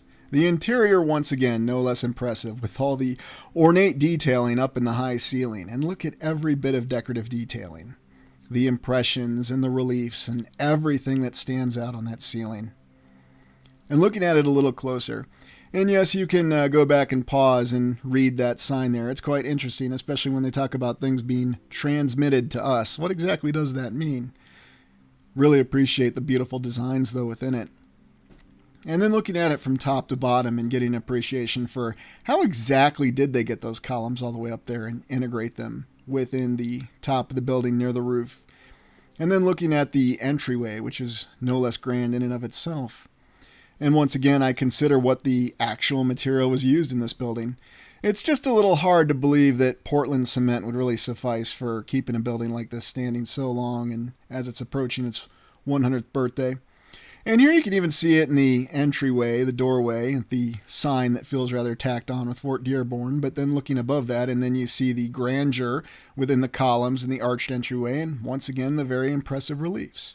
And I find myself asking, how exactly did they do that? And our theory is that it was more of a scalar construction or a modular construction, and the pieces were prefabricated and then shipped to where they were needed across the land. But who knows for sure? You can see, though, that going towards the top of this impressive building, that once again, no detail was spared. Every single column is fully adorned, the walls have all the wonderful decorations on them, and it's an impressive building. And then looking at the cupola, and the cupola is unique in and of itself. And no, they're not ripping off from the mausoleum of Helicanarsis this time. What exactly is that sphere on the top all about? And look at how impressive those columns are. And the way it's lit at night is even more impressive, and it almost transitions you to another world when you look at these images. City of Chicago. Yes, how long has the city of Chicago truly been there? And whatever name it may have been under or been called in the past. Of course, I'm just talking about Fort Dearborn, right? Looking up towards the top, though, the cupola really stands out in a way that it makes you feel as though it's some sort of water temple. And here we go again with the interior of this building. Once again, no less impressive. Beautiful, well-decorated ceilings, each of these doors and the elevators appearing gold or brass, the walls and then the floor with a unique pattern within it. And then looking at that cupola, and you can see on the very top of the building that Once again, no square inch being spared for the illustrious detail, right down to the lines going up to the little ball on the top. And you can see even in the older images of this building that it was no less impressive in the past. And of course, the construction images might have given the impression that it wasn't quite so impressive, but looking at the building once it was complete, it was indeed very impressive. Apparently they had a fire at some point in time, but how devastating of a fire was this really?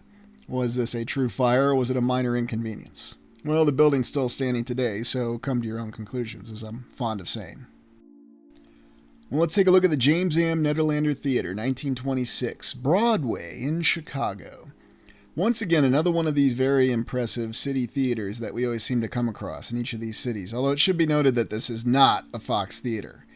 Yet, the interior once again shows us the very impressive, ornate details that we'd expect to see in one of the Fox theaters that you might recall we looked at during the Atlanta exploration. Unbelievable beauty, going from the ceiling and then even the entryway. It's just something that seems like it's out of a different world. The way every single pillar, the walls, the ceiling, and the floor are all decorated. As though they had all the time in the world in the 1920s to make this the most beautiful theater that you've ever seen in your life. And looking at the stage, you can see that once again, no expense, no detail was spared in bringing out the most elaborate artistic impressions looking at the theater. You don't even need to go there to see the show. You can just go there and admire these incredible visuals in person. And just imagine the materials and being able to examine this in person. And this is definitely on my list when I get on the ground in Chicago, which is scheduled for a time coming soon. But just looking at these images, though, it's truly impressive the way the patterns and the detail are factored into the walls all the way up to the ceiling. And how exactly did they pull this off? Was it somebody like Leonardo da Vinci on their back working for a couple years? I don't know. Or Michelangelo working on his head for 20 years? And yet we're told that they built this in a very short amount of time. Once again in the 1920s when they were building the rest of Chicago, it seems. Really, all these visuals just leave you speechless. And this is just something that I could really show and not have to provide any narration for, because I believe the pictures really tell the story in and of themselves. But of course, we can always provide a little bit of good narration, because you can see that with this entire theater, of course this is Broadway. This couldn't be anything less than Broadway. This couldn't be anything less than the most important show you've ever seen in your entire life. And it's extremely impressive. Principal Rooney had some problems, though, when he went to the theater to try to find out about a student who he believed was truant or skipping school. Now, of course, in his efforts to try to locate the student, Principal Rooney thought that he had found the student, but it turned out he found the wrong student. Well, in an effort to apologize to the student's family, there was a bit of a misunderstanding, and Mr. Rooney flipped a very obscene gesture, in which case a group of thugs came out of nowhere and brutally assaulted him. Although on closer investigation, it turns out that the thugs was merely one 16-year-old student who attended his high school, and she'd had some training in Taekwondo. All right, moving on. Looking at the Medina Athletic Club building, 1928 to 1929. Again, the 1920s, and again, another one-year wonder. And look at the top of this building. And what exactly is the sphere on top all about? This is a very unique appearing building, and this definitely has some futuristic implications to it. And from my perspective, there's something more futuristic appearing about this building than any of the modern buildings that we've seen that have been built in the 21st century. And it's even got some very impressive pools, as it's now an intercontinental hotel, of course, what else would it be, that are located on the upper floors. And we always talk about the old Natoriums, and we consider that, and yet here in this Medina Athletic Club building that's now an intercontinental hotel, you can find these impressive pools on the higher floors. Again, it's just one of those things that's unbelievable in many different ways, but there's other unbelievable things when you look at all the impressive interiors within this building. This is an athletic club building? Well, what was really the intention? Now, of course, there's something in the official history about the Shriners and everything else, but are we to believe they were behind every single building in Chicago? There's also something interesting when you look on the outside of the building, because we see the classic Art Deco stylings. What exactly are these three figures here representing? What is this all about? Very impressive with the way that they seem to be holding the swords and then looking down on the rest of the building, and the fact that they're integrated in the wall. Is that past, present, and future? I'm not sure. Now you can see those three figures from a little bit of a distance, and then you can see the relief below them. Just a very impressive building, and it should be noted that that Intercontinental Hotel takes the old Medina Athletic Club building, and then it takes everything else in it as well. But some of the stylings on this remind me of some of the other buildings that we've looked at in the other cities, namely Atlanta. And this is kind of the side to the United States that you just don't expect to see. And that's why I think it's important to do these explorations when we look at different cities, but also we look at different areas across the land. Because are we really seeing different architectural stylings? Or are we seeing one unified architectural styling that's being applied in different ways? Those are the questions we have to ask. And here we go again with the interior. And what exactly do you have here with these elevators, and then looking out at the entryway there, and then what appears to be a little bit of a display there underneath that arched entryway? I'll take a little closer look at that. Very impressive. And above each of the elevators with the decorative detailing, to say nothing of the painting and pictures and depictions on the wall. The murals? Again, no detail being spared. And here again with another very impressive large audience room with a balcony and some columns that are very well decorated that match the most beautiful columns we've seen across the lands, and a chandelier. And yet another chandelier and lighting and columns that are integrated in the walls. And why not just throw in some very beautiful colored windows while you're at it too? So here you are again in the 1920s, no detail spared, and this building just really tells that story. It's as though within the interior of this building you're getting an example of every single styling that's available. And it's unbelievably impressive, and I can't even put it in words what you're seeing here. And here we have a little bit of a lion relief image. A little bit of a lion that's integrated with the sun. Very interesting image, and yet you can see the details that are in it. And what material is that made out of exactly, I have to ask. Once again, looking at the exterior, though, with the depictions and the reliefs on it and the unique symbols, and I certainly invite you to tell me what you think as always in the comments about this particular building, because this is very unique, especially with the three figures that I'll just call past, present, and future up there. Looking at the pool again, and you can see that there is the very well decorated columns integrated with the walls, and you have a central display there. I have to say I can see why this is a luxury hotel, because you really just feel like you're in luxury wherever you are, whether you're diving in the pool or you're just walking around to go to the elevators in the Continental. And the Intercontinental and the Continental hotels are always the nicest hotels that you can find in the United States, although some people will tell you that you can just take a good old Holiday Inn Express. Yes, someone please try to convince me that anything about a Holiday Inn Express would compare to what you're looking at right now, with this column and the beautiful decorations in the ceiling. Oh, and don't forget the paintings too. But then taking another look at that pool, and you're probably wondering, well, why is he going so crazy about the pool? Because this has to be one of the most decorated pools that I think I've ever seen in my time. I came across this nice young lady who told me that her best friend, sister's brother's boyfriend's girlfriend heard from this guy who knows this kid who talked to his grandfather, whose great-grandfather confirmed that the building was indeed built by our civilization. So I guess we have to close the book on the Medina Athletic Club building. Well, let's move on to the next one. And here we have the Mather Tower, again built in 1928. Now, this might seem like a building that seems a little less impressive than the others, and yet there's something that seems more advanced and futuristic about it, especially again for the 1920s. And keep in mind all these buildings that were just tabbing up here in the 1920s in Chicago. We have a very impressive tower that's established on the top of this building. And it seems as though there was a little bit more effort put to make this one a little bit taller, although once again it's concealed by all the modern office buildings that we have in Chicago. And I'm noticing that seems to be a recurring phenomenon across all the great cities, especially in the United States.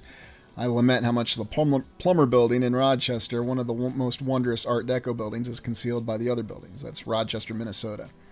We've also got some of these images in these drawings that give us an idea of what Chicago really looked like at the height of its glory. And there's nothing to be denied about how impressive Chicago is, especially in the 1920s. When you look at all the beautiful decorations that go into the top of this tower, and these are the kind of aspects that we just don't see in our modern square buildings that just end in nice 90-degree angles everywhere you look.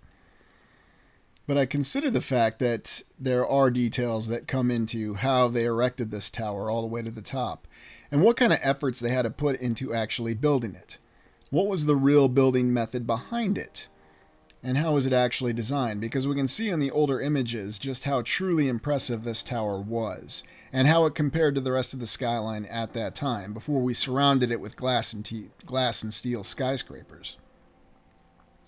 And yet here in these other images, you get the impression of how these buildings all laid out together. And of course, I always ask the question, were there other buildings that were once standing that are no longer standing? Because when we look at our final building in this exploration, we have several examples of what those other buildings may have looked like. But these sketches are intriguing because they don't really show an idealized view of Chicago. It seems as though they're showing more of a realistic view. Let's look at the Metropolitan Tower, originally the Strauss Building in 1924. Hey, wait a minute, the Strauss Building? Is that the same Strauss that built the person's house in Cincinnati? Did Strauss also build this building all by himself in Chicago in the 1920s? Who is this Strauss? What is going on here with this top of the building and this interesting orb on it? And what are those figures? Are those buffalo?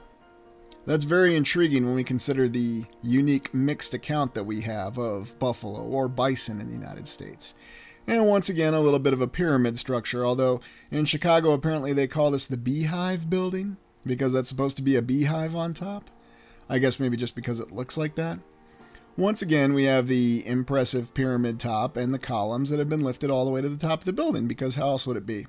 Naturally, that's why you have to have this wonderful piece of modern art that resembles a chromatic excrement that's displayed out in front of these buildings, because, you might actually start to think you're in a different kind of city unless you had something like that. And you can see, looking at some of these skyline images, how these older skyscrapers are just hidden by all these new, lovely, modern buildings that all look the same, like they came off the conveyor belt, just like they were no doubt supposed to. But fortunately, we still have buildings like this that we can still look at and get an idea of the glories of the past. And what was really going on with the top here? Was this supposed to be some sort of signal device? Was this supposed to be an area for an offloading platform for airships? Could it have been both? Could it have had many other functions? I don't think we could really see any limitations to it, especially when the fact that we have the railing up there, and yet you have what appear to be bison, although I could be wrong about that. Once again, we look at the interior and we see the decorative detail that goes along with it. Very intricate patterns and arched ceilings, and the way everything is geometrically tied together. Looking at the building, though, from bottom to top, and again, looking at the construction materials, almost seeming like a more advanced concrete, something that holds together just like all those wondrous courthouses that we looked at in the explorations in Iowa. And yet on the inside of the building, you can see it's more the same thing. You have the very unique walls with the designs on the top of the walls and integrated into the ceiling. More effort being put into a single building. And then looking at the older images, and we have columns on the inside, and we have the impressions in the ceilings, and we have the impressions within the arches, because that's all just easy stuff to do. And when you're throwing up so many buildings in the 1920s, you were no doubt practiced at it. Well, now this building is being used for living space, and I guess that makes sense, and I'm sure for a very low, reasonable, and equitable price, you too can find yourself a living space in one of these wondrous old world towers. Well, let's take a break and look at the St. Nicholas Cathedral, Ukrainian Catholic Cathedral built 1906 to 1915. Coincidentally, the exact same years that they were building the Cathedral of St. Paul in St. Paul, Minnesota. What are the odds? And this is a very impressive building that will be told as Byzantine architecture, and for some reason I'm reminded of the movie In the Mouth of Madness. I can't exactly imagine why. The good old onion domes that we associate with an empire that we're told never truly existed. It was always called the Roman Empire. But whatever you want to call it, look at the interior of this one. And here we have all the columns of the arches in beautiful decorative color. A Ukrainian Catholic cathedral. Much like we had a Polish Catholic cathedral up in Milwaukee, well, down in Chicago you've got a Ukrainian Catholic cathedral. And look at the way some of the arches go, and these are more extensive arches on this, and the tight geometrical patterns leading up into the ceiling. There's even a Ukrainian village that this is apparently all part of. Now, I'd been through Chicago many times, and if there's one thing I hadn't heard of, at least prior to 2021, it was the existence of a Ukrainian village, but maybe I just went past it, because I'll admit I went past that Polish basilica, Catholic basilica in Milwaukee many times. But it's impressive how this structure contrasts with the other more modern structures that you saw in the distant skyline. And here you can see it within this Ukrainian village. You also get all the fine details that go within the various subsidiary towers, and it just wouldn't be a Catholic cathedral unless you had a very large schematic window. So what exactly is that reflective of? What was the original purpose and intention of this building? 1906 to 1915. Once again, impressive, and like I said before, it's a coincidence that they were building at the exact same time frame that they were building the Cathedral of St. Paul in St. Paul, Minnesota, which really wasn't all that far from this particular area. And of course, we have the scaffolding and the incessant renovations that go on with all these buildings, because I guess when they built them back in the early 20th century, they just didn't know what they were doing. But, now that we have more advanced construction techniques, we can renovate them more appropriately. So it would seem. There's other impressive buildings within this Ukrainian village, and definitely going to have to get and do some boots on the ground exploration with this, because this is very unique. I like the way the little area there protrudes. Very incredible coloring, though, when you look at this image. And this really reminds you that we live in a world that has so many different colors. It's not just the usual reflections that come out of the windows every day, or the nighttime lights and the glass and steel skyscrapers that we settle for now. I also see that in the ceiling, you can see a bit of a dome-type structure. But then you can also see all the paintings and images that go on the inside of the cathedral. And of course, it has the very beautiful stained windows. So how old is this, and what exactly is this from? Well, I leave it to you in the comments to let me know what you think, but it seems as though with buildings like this, we have many different potential answers. Because this does hark back to one of the original explorations done on the channel when we looked at the Cathedral of Transfigurations, and special points if anybody knows where that's located. Hint, it was featured in the movie In the Mouth of Madness quite prominently. Look at the way with the designs of the arrangement of some of the bricks up there on the towers, with the onion domes. Very impressive and very unique. And just the way it contrasts with that skyline in the distance. And going back to the interior, and again, it's as though you get a different impression of the colors depending on the lighting, depending on the time of the day. And for us, that reflects something else from the old world. Well, let's go on to our last one, the Tribune Tower, 1923 to 1925, and we're told this is a neo-Gothic style. Yeah, it actually took them 2 whole years to build this one instead of a single year, probably because that neo-Gothic was a lot more complicated. And we do have some very convincing construction photos on this neo-Gothic Tribune Tower, of course, so once again, I think this closes the book on the exploration, and it should answer all your questions, because these are wonderful photos, and they're very well done. Well, and here's another one. And I have to say, it's intriguing when you look at the so-called framework of the building and the way that they're establishing the exterior on that. Well, no problems with this photo either. So we'll just admire the building for what it is. And look at the entryway here and all the detail that went into this. Neo-Gothic, yes. Gothic is code for it's extremely detailed.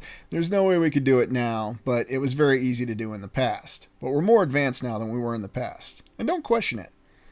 Looking right on up there, and you can see all that detailing in the archway above the main entry. Tribute Tower, although that feels like that was tacked on. I don't know why I would think that. And then looking at the very roof, and this is where you see all the beautiful ornate detail with this particular building. This is something that defies the explanations that were given that this was done in the 1920s, and I'm going to explain why. Because think of all the effort that went into establishing all this detail. Even a 2-year construction timeline seems unbelievably aggressive just for building the tower, the top of this building. How were they able to do this? Are we to believe that it was all carved, that it was all formed and then slowly carried up there, slowly carted in? It's one of the most impressive buildings I've seen, just in terms of the decorative, artistic inspiration that goes especially towards the roof. Oh, and as if that's not enough, we're also told that this building has stones from other major structures across the lands, whether it's Scotland or whether they snagged a rock out of the Lincoln Memorial. And I find it interesting that nobody had a problem. They were snagging rocks from other sites to put in this building. Well, that's what the official account tells us. Make of it what you will. And here's the original foundation, and once again, another great picture that doesn't create any more questions than it answers. Here's some of the other design schematics, though, for this building, or the proposals, because as usual, we have that old story that there was a competition, and this was one of the other entries. Oh yes, a nice sphere on top of this building. Now, is that really what happened, or did that building actually exist and someone just did a sketch of it? Because you would think an artistic proposal would be a little bit more... never mind. I'm not even going to finish that. Yes, it's being used for living space, and I'm sure, once again, for a low economical price, you could find living space. Here's one of the featured maps in the main entry gallery of this Tribune Tower. And you can see it's a great depiction of North America. Quite fascinating how the Great Lakes are depicted. But look at this older image of it. What exactly is going on here? Does it look like something's missing on this old image of this map to you? I don't know, maybe I'm seeing things. And here we have the old clock face once again within the Tribune Tower. And we see we've got the 4 eyes, or the 4 ones, in Roman numerals. You don't need no IV for a 4 on these old clocks, not at all. This is an impressive imagery of the main entryway with all of its decorative detail and series of arches. And as if that's not enough, they decorated the exterior of it too. Because, you had 2 whole years to build this building. And then looking up at these impressive images of the top of the building and getting a better idea for how the detailing went together. Here you have large arches, large towers that are all joined together with a central tower. And then you can see what they would tell us is the Gothic design stylings. But is that really what the purpose of the top of this building was? Again, something else that we have to ask, and I'm not settling for the initial explanation that we're given.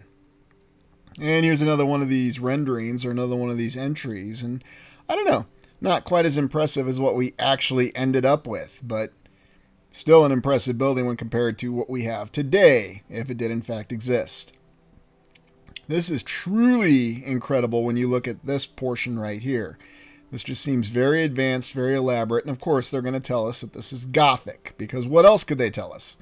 They certainly couldn't tell us it was some modern E. Townsend mix design. And yes, here we see the familiar symbols once again, because this building just has everything integrated within it. Very impressive and very unique. And yet you look at many of the older images of it and you get that idea of how it fit in with the skyline. And again, I have to ask myself, what exactly did Chicago look like before it was unaltered? How did all these buildings truly fit together? And look at this particular proposal. It looks like a very large column that was a building. Now, in the past, we could dismiss that as a design, but after what we've seen in our explorations, can we? Can we truly?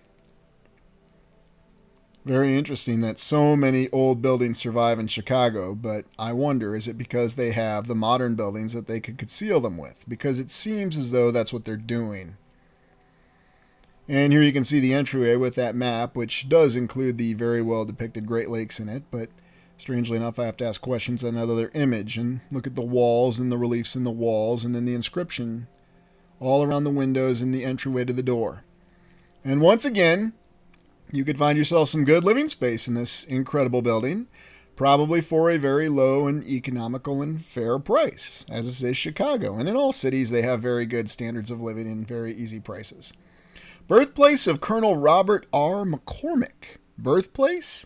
So was he actually born here in this building, or was his incubator simply located in the building? Well, I'm not sure, but we'll continue on. And look at the balcony and the ornate detail. And what exactly is the purpose behind this? How did you pull all this off in 2 years? And what's the point of putting all this on a building? It's beautiful, it's detailed, but they needed that? You look at other images and other perspectives of this building and you can see that there is some way that it seems to stand out. Almost as though that this building was definitely from the high time, the pinnacle of the civilization that preceded ours. And yet at the same time, we know that there were certainly much greater buildings, and we'll be exploring those. Well, I leave you off with a very convincing construction photo. I hope you enjoyed this exploration. Thank you for joining me. Please like, comment, and subscribe.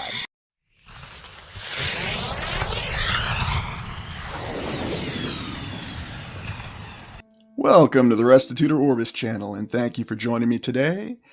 We're going to be conducting an exploration into the reality dysfunction, or evidence of other worlds. And I'm sure you're all asking yourself, what on earth is he talking about? Reality dysfunction? Evidence of other worlds? I mean, I thought this was just an exploration of validating or invalidating evidence of the existence of Tartarian and Old World civilization that came before ours? Well, it is. But in recent explorations, I came across some very interesting evidence that may look at different theories that I postulated when I went over the grand theories of Tartaria and the Old World. And you might recall from that video, the theory that I tend to go with the most is theory number one here. Humanity has experienced 5 ages or eras of time. And we don't know the number of years, and everything is based on proving or disproving the evidence that we have for that. And yes, don't worry, I will be getting back to the amazing hands that we saw in Vietnam in a video later this week. I think we do have an answer on that one. And it probably didn't turn out quite the way we thought it did, and that's okay. That's why we investigate and look at evidence. But in recent explorations, especially going back to Duluth with Old World exploration, which was a pleasure to do earlier this week, I saw numerous instances of evidence that there could be a simulation, or alternate realities, or a confluence of realities. Well, what exactly do I mean by that? Well, we're going to go through and look at some evidence from Duluth and validate it based on what we're told, with the timeline, the historical account, and then just considering the raw possibility of doing things. And from that, we're going to come to some conclusions that may show that there's something off with our reality. There may be glitches. What's the reason for these glitches? Well, it's all things we're going to have to look at and see if we can come to a conclusion on. And of course, I always have theory number 6, a combination of theories. Could be that we're living in a dream, and in that dream we have a confluence of alternate realities, and those alternate realities give us indications that we experienced 5 ages.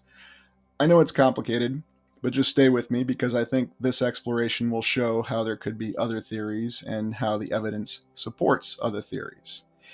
And where are we going? Well, we're going to Duluth, Minnesota, a very interesting city with an interesting history.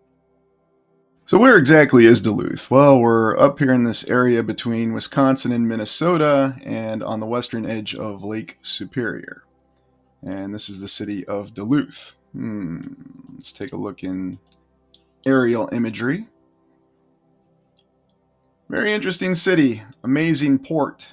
And this unique piece of land right here is called Minnesota Point or Park Point.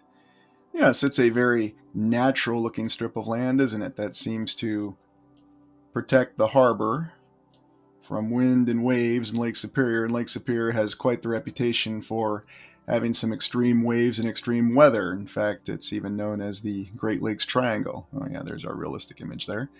The Great Lakes Triangle, where many ships have disappeared, to include the Edmund Fitzgerald, and Canadian artist Gordon Lightfoot did a really good song about it in the 1970s. In any event, it should be noted that there is a natural access point into the harbor over here that was already in existence.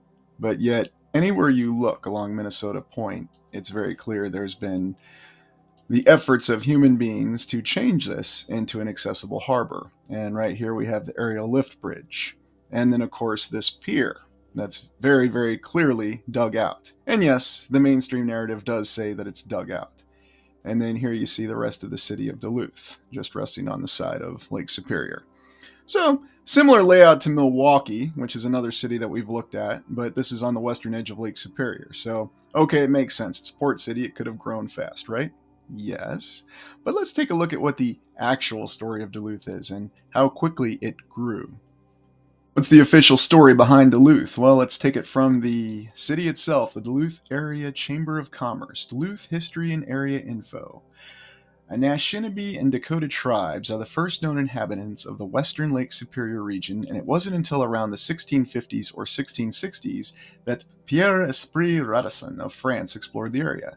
Named Duluth in 1856, the city's name recognizes Frenchman Daniel Greysolon Sieur de Lot, who came in 1679 to set up fur trade routes. I wonder if he knew about Holy Hill over in Wisconsin. Well, it's a discussion for another time. Duluth had a shaky start, an 1857 economic crash, and an 1859 scarlet fever epidemic. However, resources, first copper and later iron ore and lumber, helped greatly. Well, because, if you just have resources, you don't need people, right? They'll just generate people. So did financier J. Koch's persuasion of the Lake Superior and Mississippi Railroad to make Duluth its northern terminus, which, combined with the port, easily enabled efficient transportation. Here's the best part. In 1871, workers dug a canal in Duluth so ships could easily enter the harbor, and in the 1900s, Duluth's port handled more tons yearly than New York City. The canal separated Minnesota Point, Park Point, from the rest of the city, so people originally accessed Park Point by ferry ride, and we'll take a look at that. Yes, it's quite an interesting ferry ride, not what you might think. In 1904 and 1905, oh, here it is, the aerial ferry bridge was constructed. People were carried across via a heavy-duty gondola, which also bore their transportation vehicles. The ferry bridge was a unique bridge, only resembling one other in the world, in Rouen, France. The actual lift, a 386-foot-long suspension that cars drive on now, was added in 1929 and 1930. We'll be taking a look at that, too.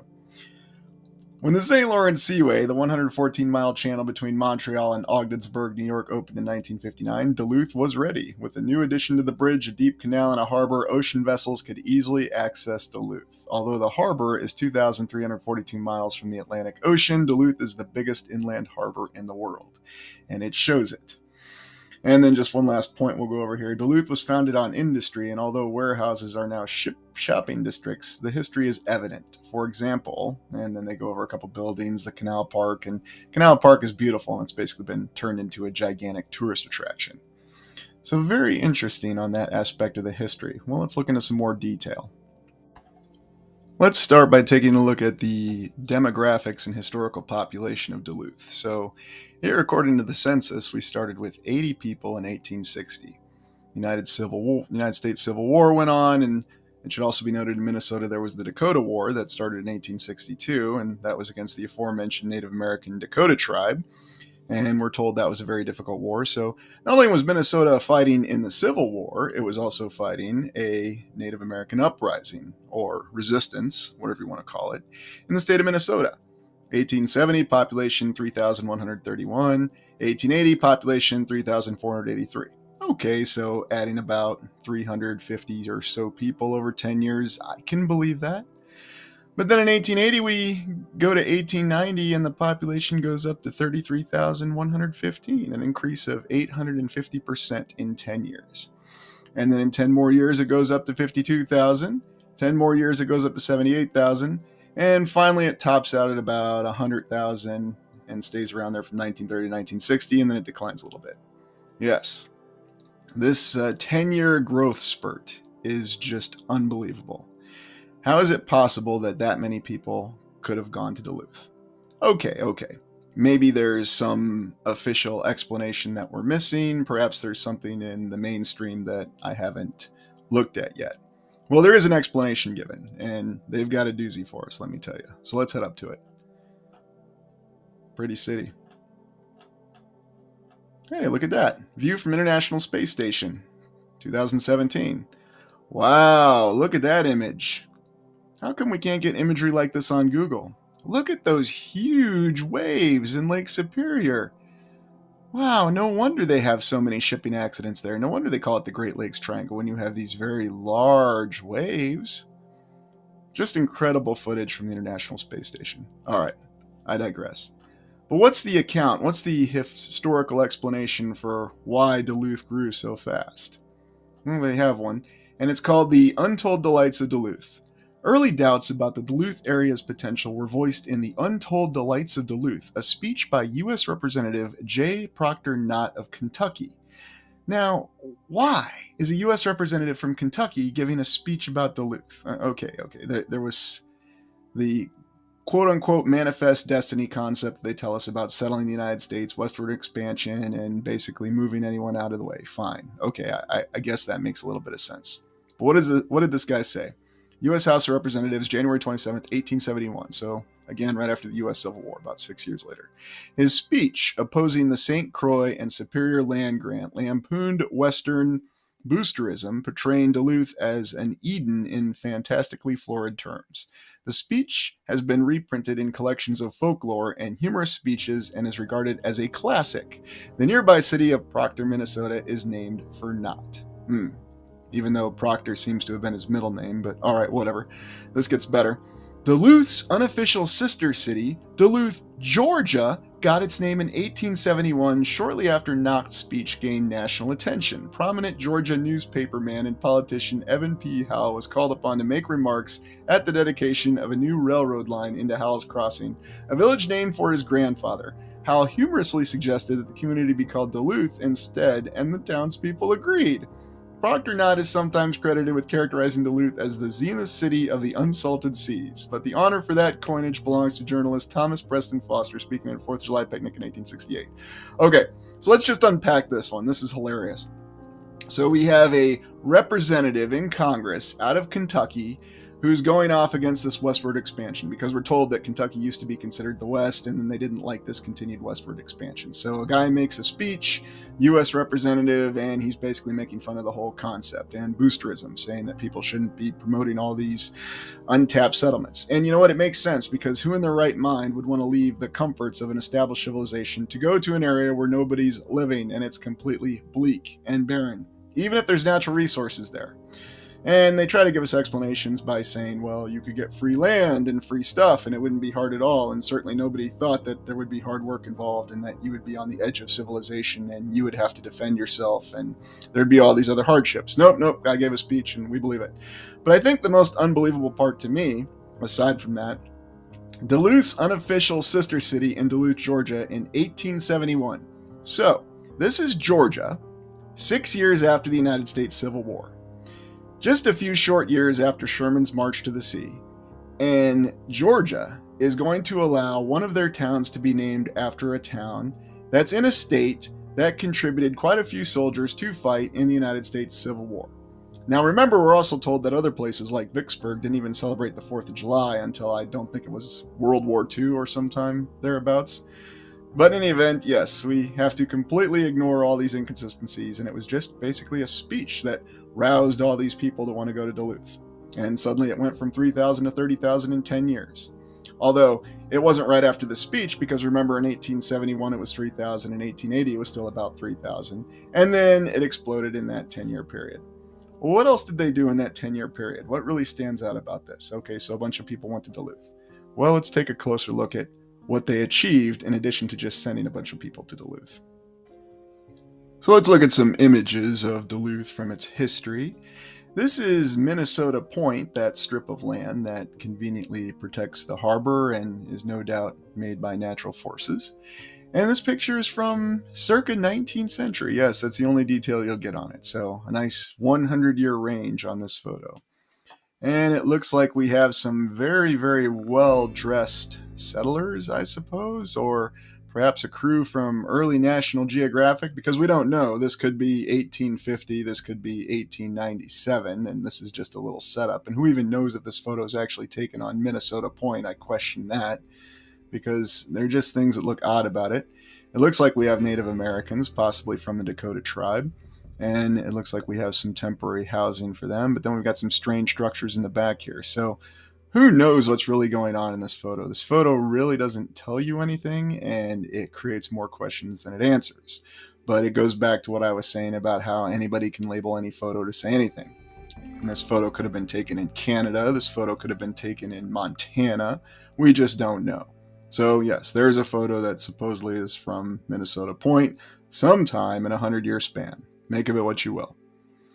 Now this does actually look like it's terrain that matches Minnesota Point, and this is from the hill above Duluth in 1875.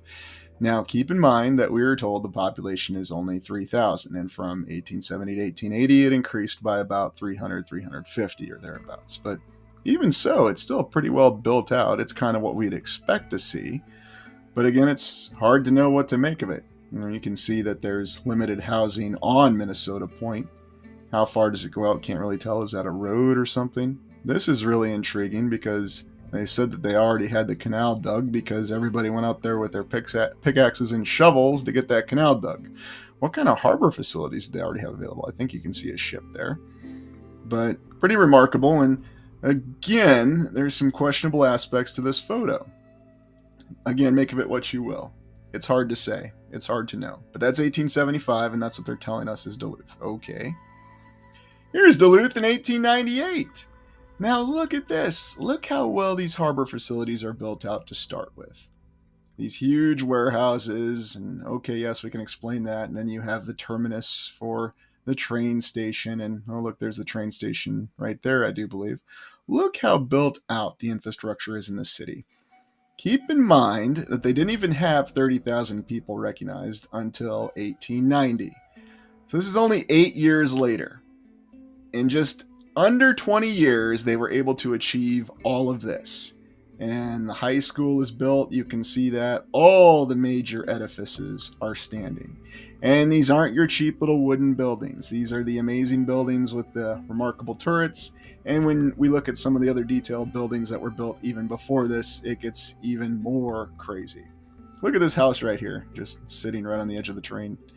Just remarkable, though. And when you really think about it and you really consider it, this build out reminds you of the same build out we saw in San Francisco. Although they at least explain it with a gold rush, and they at least allow for about 20 to 30 years, although you can find plenty of other photos there too, where it's only about 3 to 4 years. And this is the same story. Only here, we don't have a gold rush. We've just got some iron ore, we've got some copper, and then we've got some U.S. representative from Kentucky giving a speech lampooning the whole concept of boosterism. And this is what it led to, in addition to a suburb of Atlanta being named after a city in the north. So I guess Georgia got over the Civil War pretty quickly, because nobody ever talks about Sherman's March down there, do they?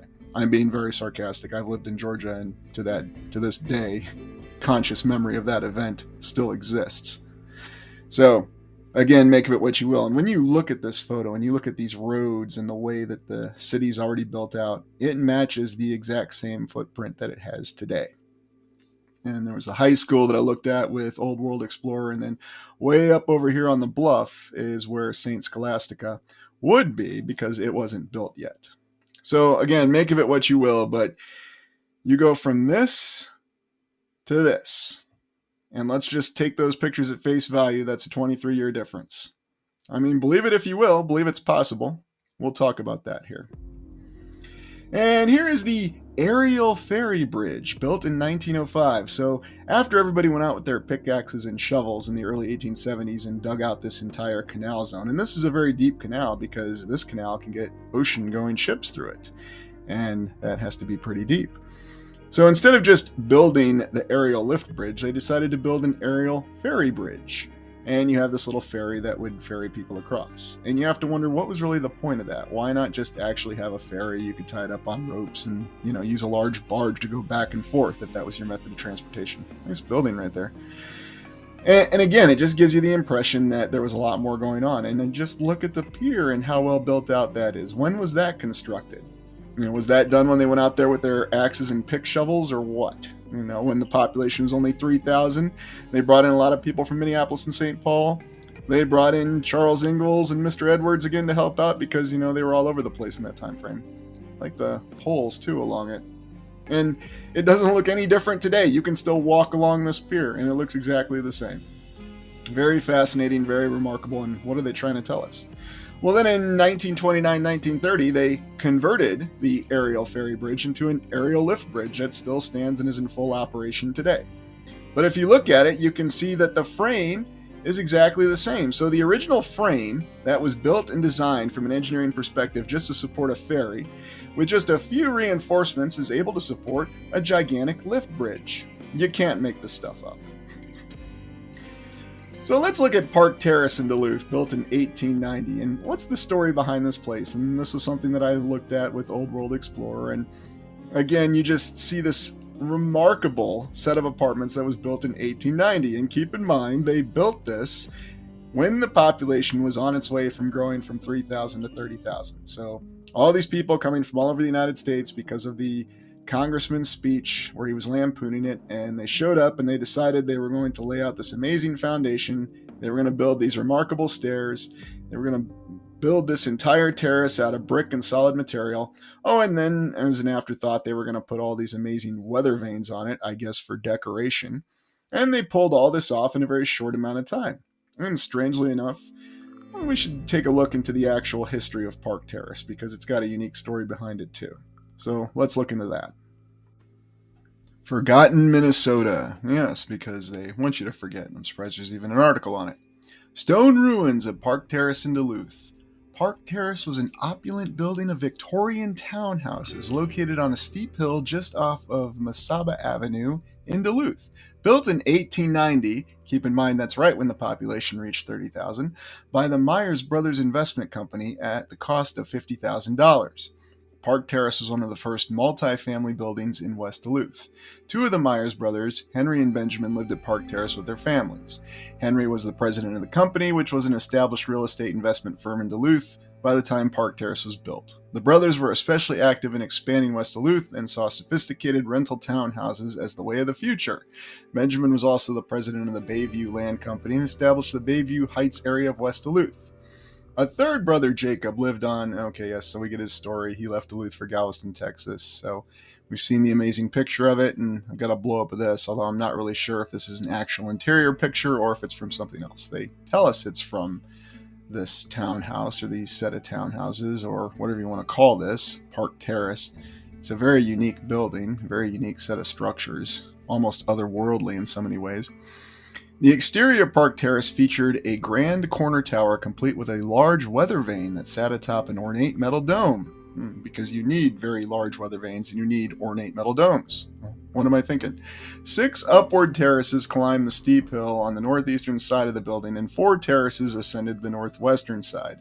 To reach their home from the street, residents climbed concrete exterior stairs to a concrete walkway that led to a private porch at each home. 1890. There were no limits to what they could do then. The 8 townhomes in Park Terrace were either 2 or 3 levels and varied between 6 and 9 rooms. A 6-room apartment rented for $10 a month, and a 9-room home went for $40 per month in the 1890s. Each home was heated with a modern hot water system and offered residents one of the best views of the harbor of the city. And you can still go walk its ruins today, and they have a couple pictures of it. Maybe we'll just take a quick look. Some of the stairs right there. But when you walk it and when you see it, you just realize that this was a true structure. This was not some cheap wooden structure that they just threw up as we'd expect in the 19th century. This was a solid, hard foundation. A lot of it still remains. I really wonder how easy it was for them to tear it down. And of course, looking at deconstruction photos is a little difficult, but you can still see what remains of it. And it reminds us of many other walls and such ruins that we see across the United States. So that's the story with that, the stone ruins of Park Terrace. And once just such an amazing building that just seems something otherworldly, with hard materials and many, many weather vanes. I mean, how many do we count? 1, 2, 3, 4, 5, 6, 7, 8, and who knows how many we can't see. But in any event, it just defies easy explanation, and it defies what the mind could tell us about what we're really looking at. Now you might be wondering, well, is there anything left from that time frame that was built in 1890? Well, Park Terrace was torn down, but Chester Terrace still stands to this day in Duluth, Minnesota. And again, you can see this amazing construction that went into this. This is not wood. This is not cheap aluminum siding. This is not sheetrock. This is legitimate, hard material, whether it's rock, sandstone, limestone, marble, granite, whatever combination that they give for us for the old world buildings. You can see it very clearly in Chester Terrace. You may have been there much longer, but this is another structure that they say was built in 1890. Keep in mind, this was when the city was in its population boom, going from 3,000 people in 1880 to over 50,000 people in 1900. Quite amazing. The whole story of Duluth, when you pull it out, it's something that just doesn't add up. So what are really the theories behind this? How did we go from just a pile of trees and a couple of tents and some strange wooden buildings, although who knows when that photo was taken, to this amazingly built out city, to being able to throw up incredible terraces like this that are Victorian and opulent and luxurious in a city that was supposedly on the edge of the frontier, that was only settled because some congressman from Kentucky decided to lampoon the whole concept of westward expansion. And yet you can see the details in this. You can see what they were capable of. Could we even build something like this today? If this was the only building that an entire city of, let's say, 75,000 people, not even 30,000, we'll say 75,000 people, Do you think it could be done in a reasonable amount of time? Because remember, this was already built by 1890. So that means that they started before 1890, before they even had 30,000 people in that city to do it. So how did they do it? How did they erect these amazing stairs? How did they lay this foundation, and on a hill to boot, and then added all this amazing elaborate structure? What are some theories? Theory is the timeline's vastly inaccurate. That's one theory. That we're not being told what actually happened. That Duluth was settled many decades, or even have to go back centuries before, as some have suggested for San Francisco to explain its rapid rise from what was supposedly nothingness. And you have to give the same explanation to Duluth. The timeline is just simply very inaccurate. Or, theory 2, the 19th century civilization is far more advanced and capable than the 21st century. Yes, I'm going to just throw it out there and say that. Could we do this in the 21st century, even with heavy machinery? Well, we'd say we can, it's just the cost is prohibitive. That's always our explanation for everything and anything. And of course, we know what our Congress does these days. They talk about raising the debt ceiling in the United States. Really, what they ought to say is just unlimited money. That's what they mean, but I'll just come out and say it. Unlimited money. You can always just print more money. Inflation's no problem. This is the 21st century. In any event, find it very hard to believe. And then finally, it's a reality dysfunction, overlapping and converging realities, or it is a glitch-ridden simulation. What exactly do you mean by that, Aurelian? I mean that it could be possible that the reason that we see these strange structures that don't make any sense, whether it's Park Terrace here in Duluth, the pyramids in Giza, or pick any other amazing opulent building from the 19th century or early 20th century that still stands today, and try to explain it. So many of them defy explanation. The timeline doesn't fit. The capabilities of the contemporary time that they were built in doesn't fit. So how do you explain it? Is it possible that it came from some other reality? Well, how is that possible? Are there overlapping parallel realities? There was actually an episode of Star Trek The Next Generation that was called Parallels, which featured Worf, of all characters, jumping from reality to reality throughout the episode. This was long before the advent of YouTube, and this is long before many others were postulating these theories on YouTube. This is when they were postulated in TV series and books. But the theory has been with us for a long time. Or it's simply a sign that we're in a glitch-ridden simulation that is either breaking down or has always had many glitches and just doesn't make any sense. I invite you, viewers, to let me know in the comments what you think. How do you explain Duluth? What makes sense from these theories? Or do you have your own theories? Please let me know. I'd love to hear what you think, and I want to consider it in a holistic fashion and continue explorations as we go. Well, thank you for joining me. Remember, explore yourself, ask questions, and restore the world. Please like, comment, and subscribe.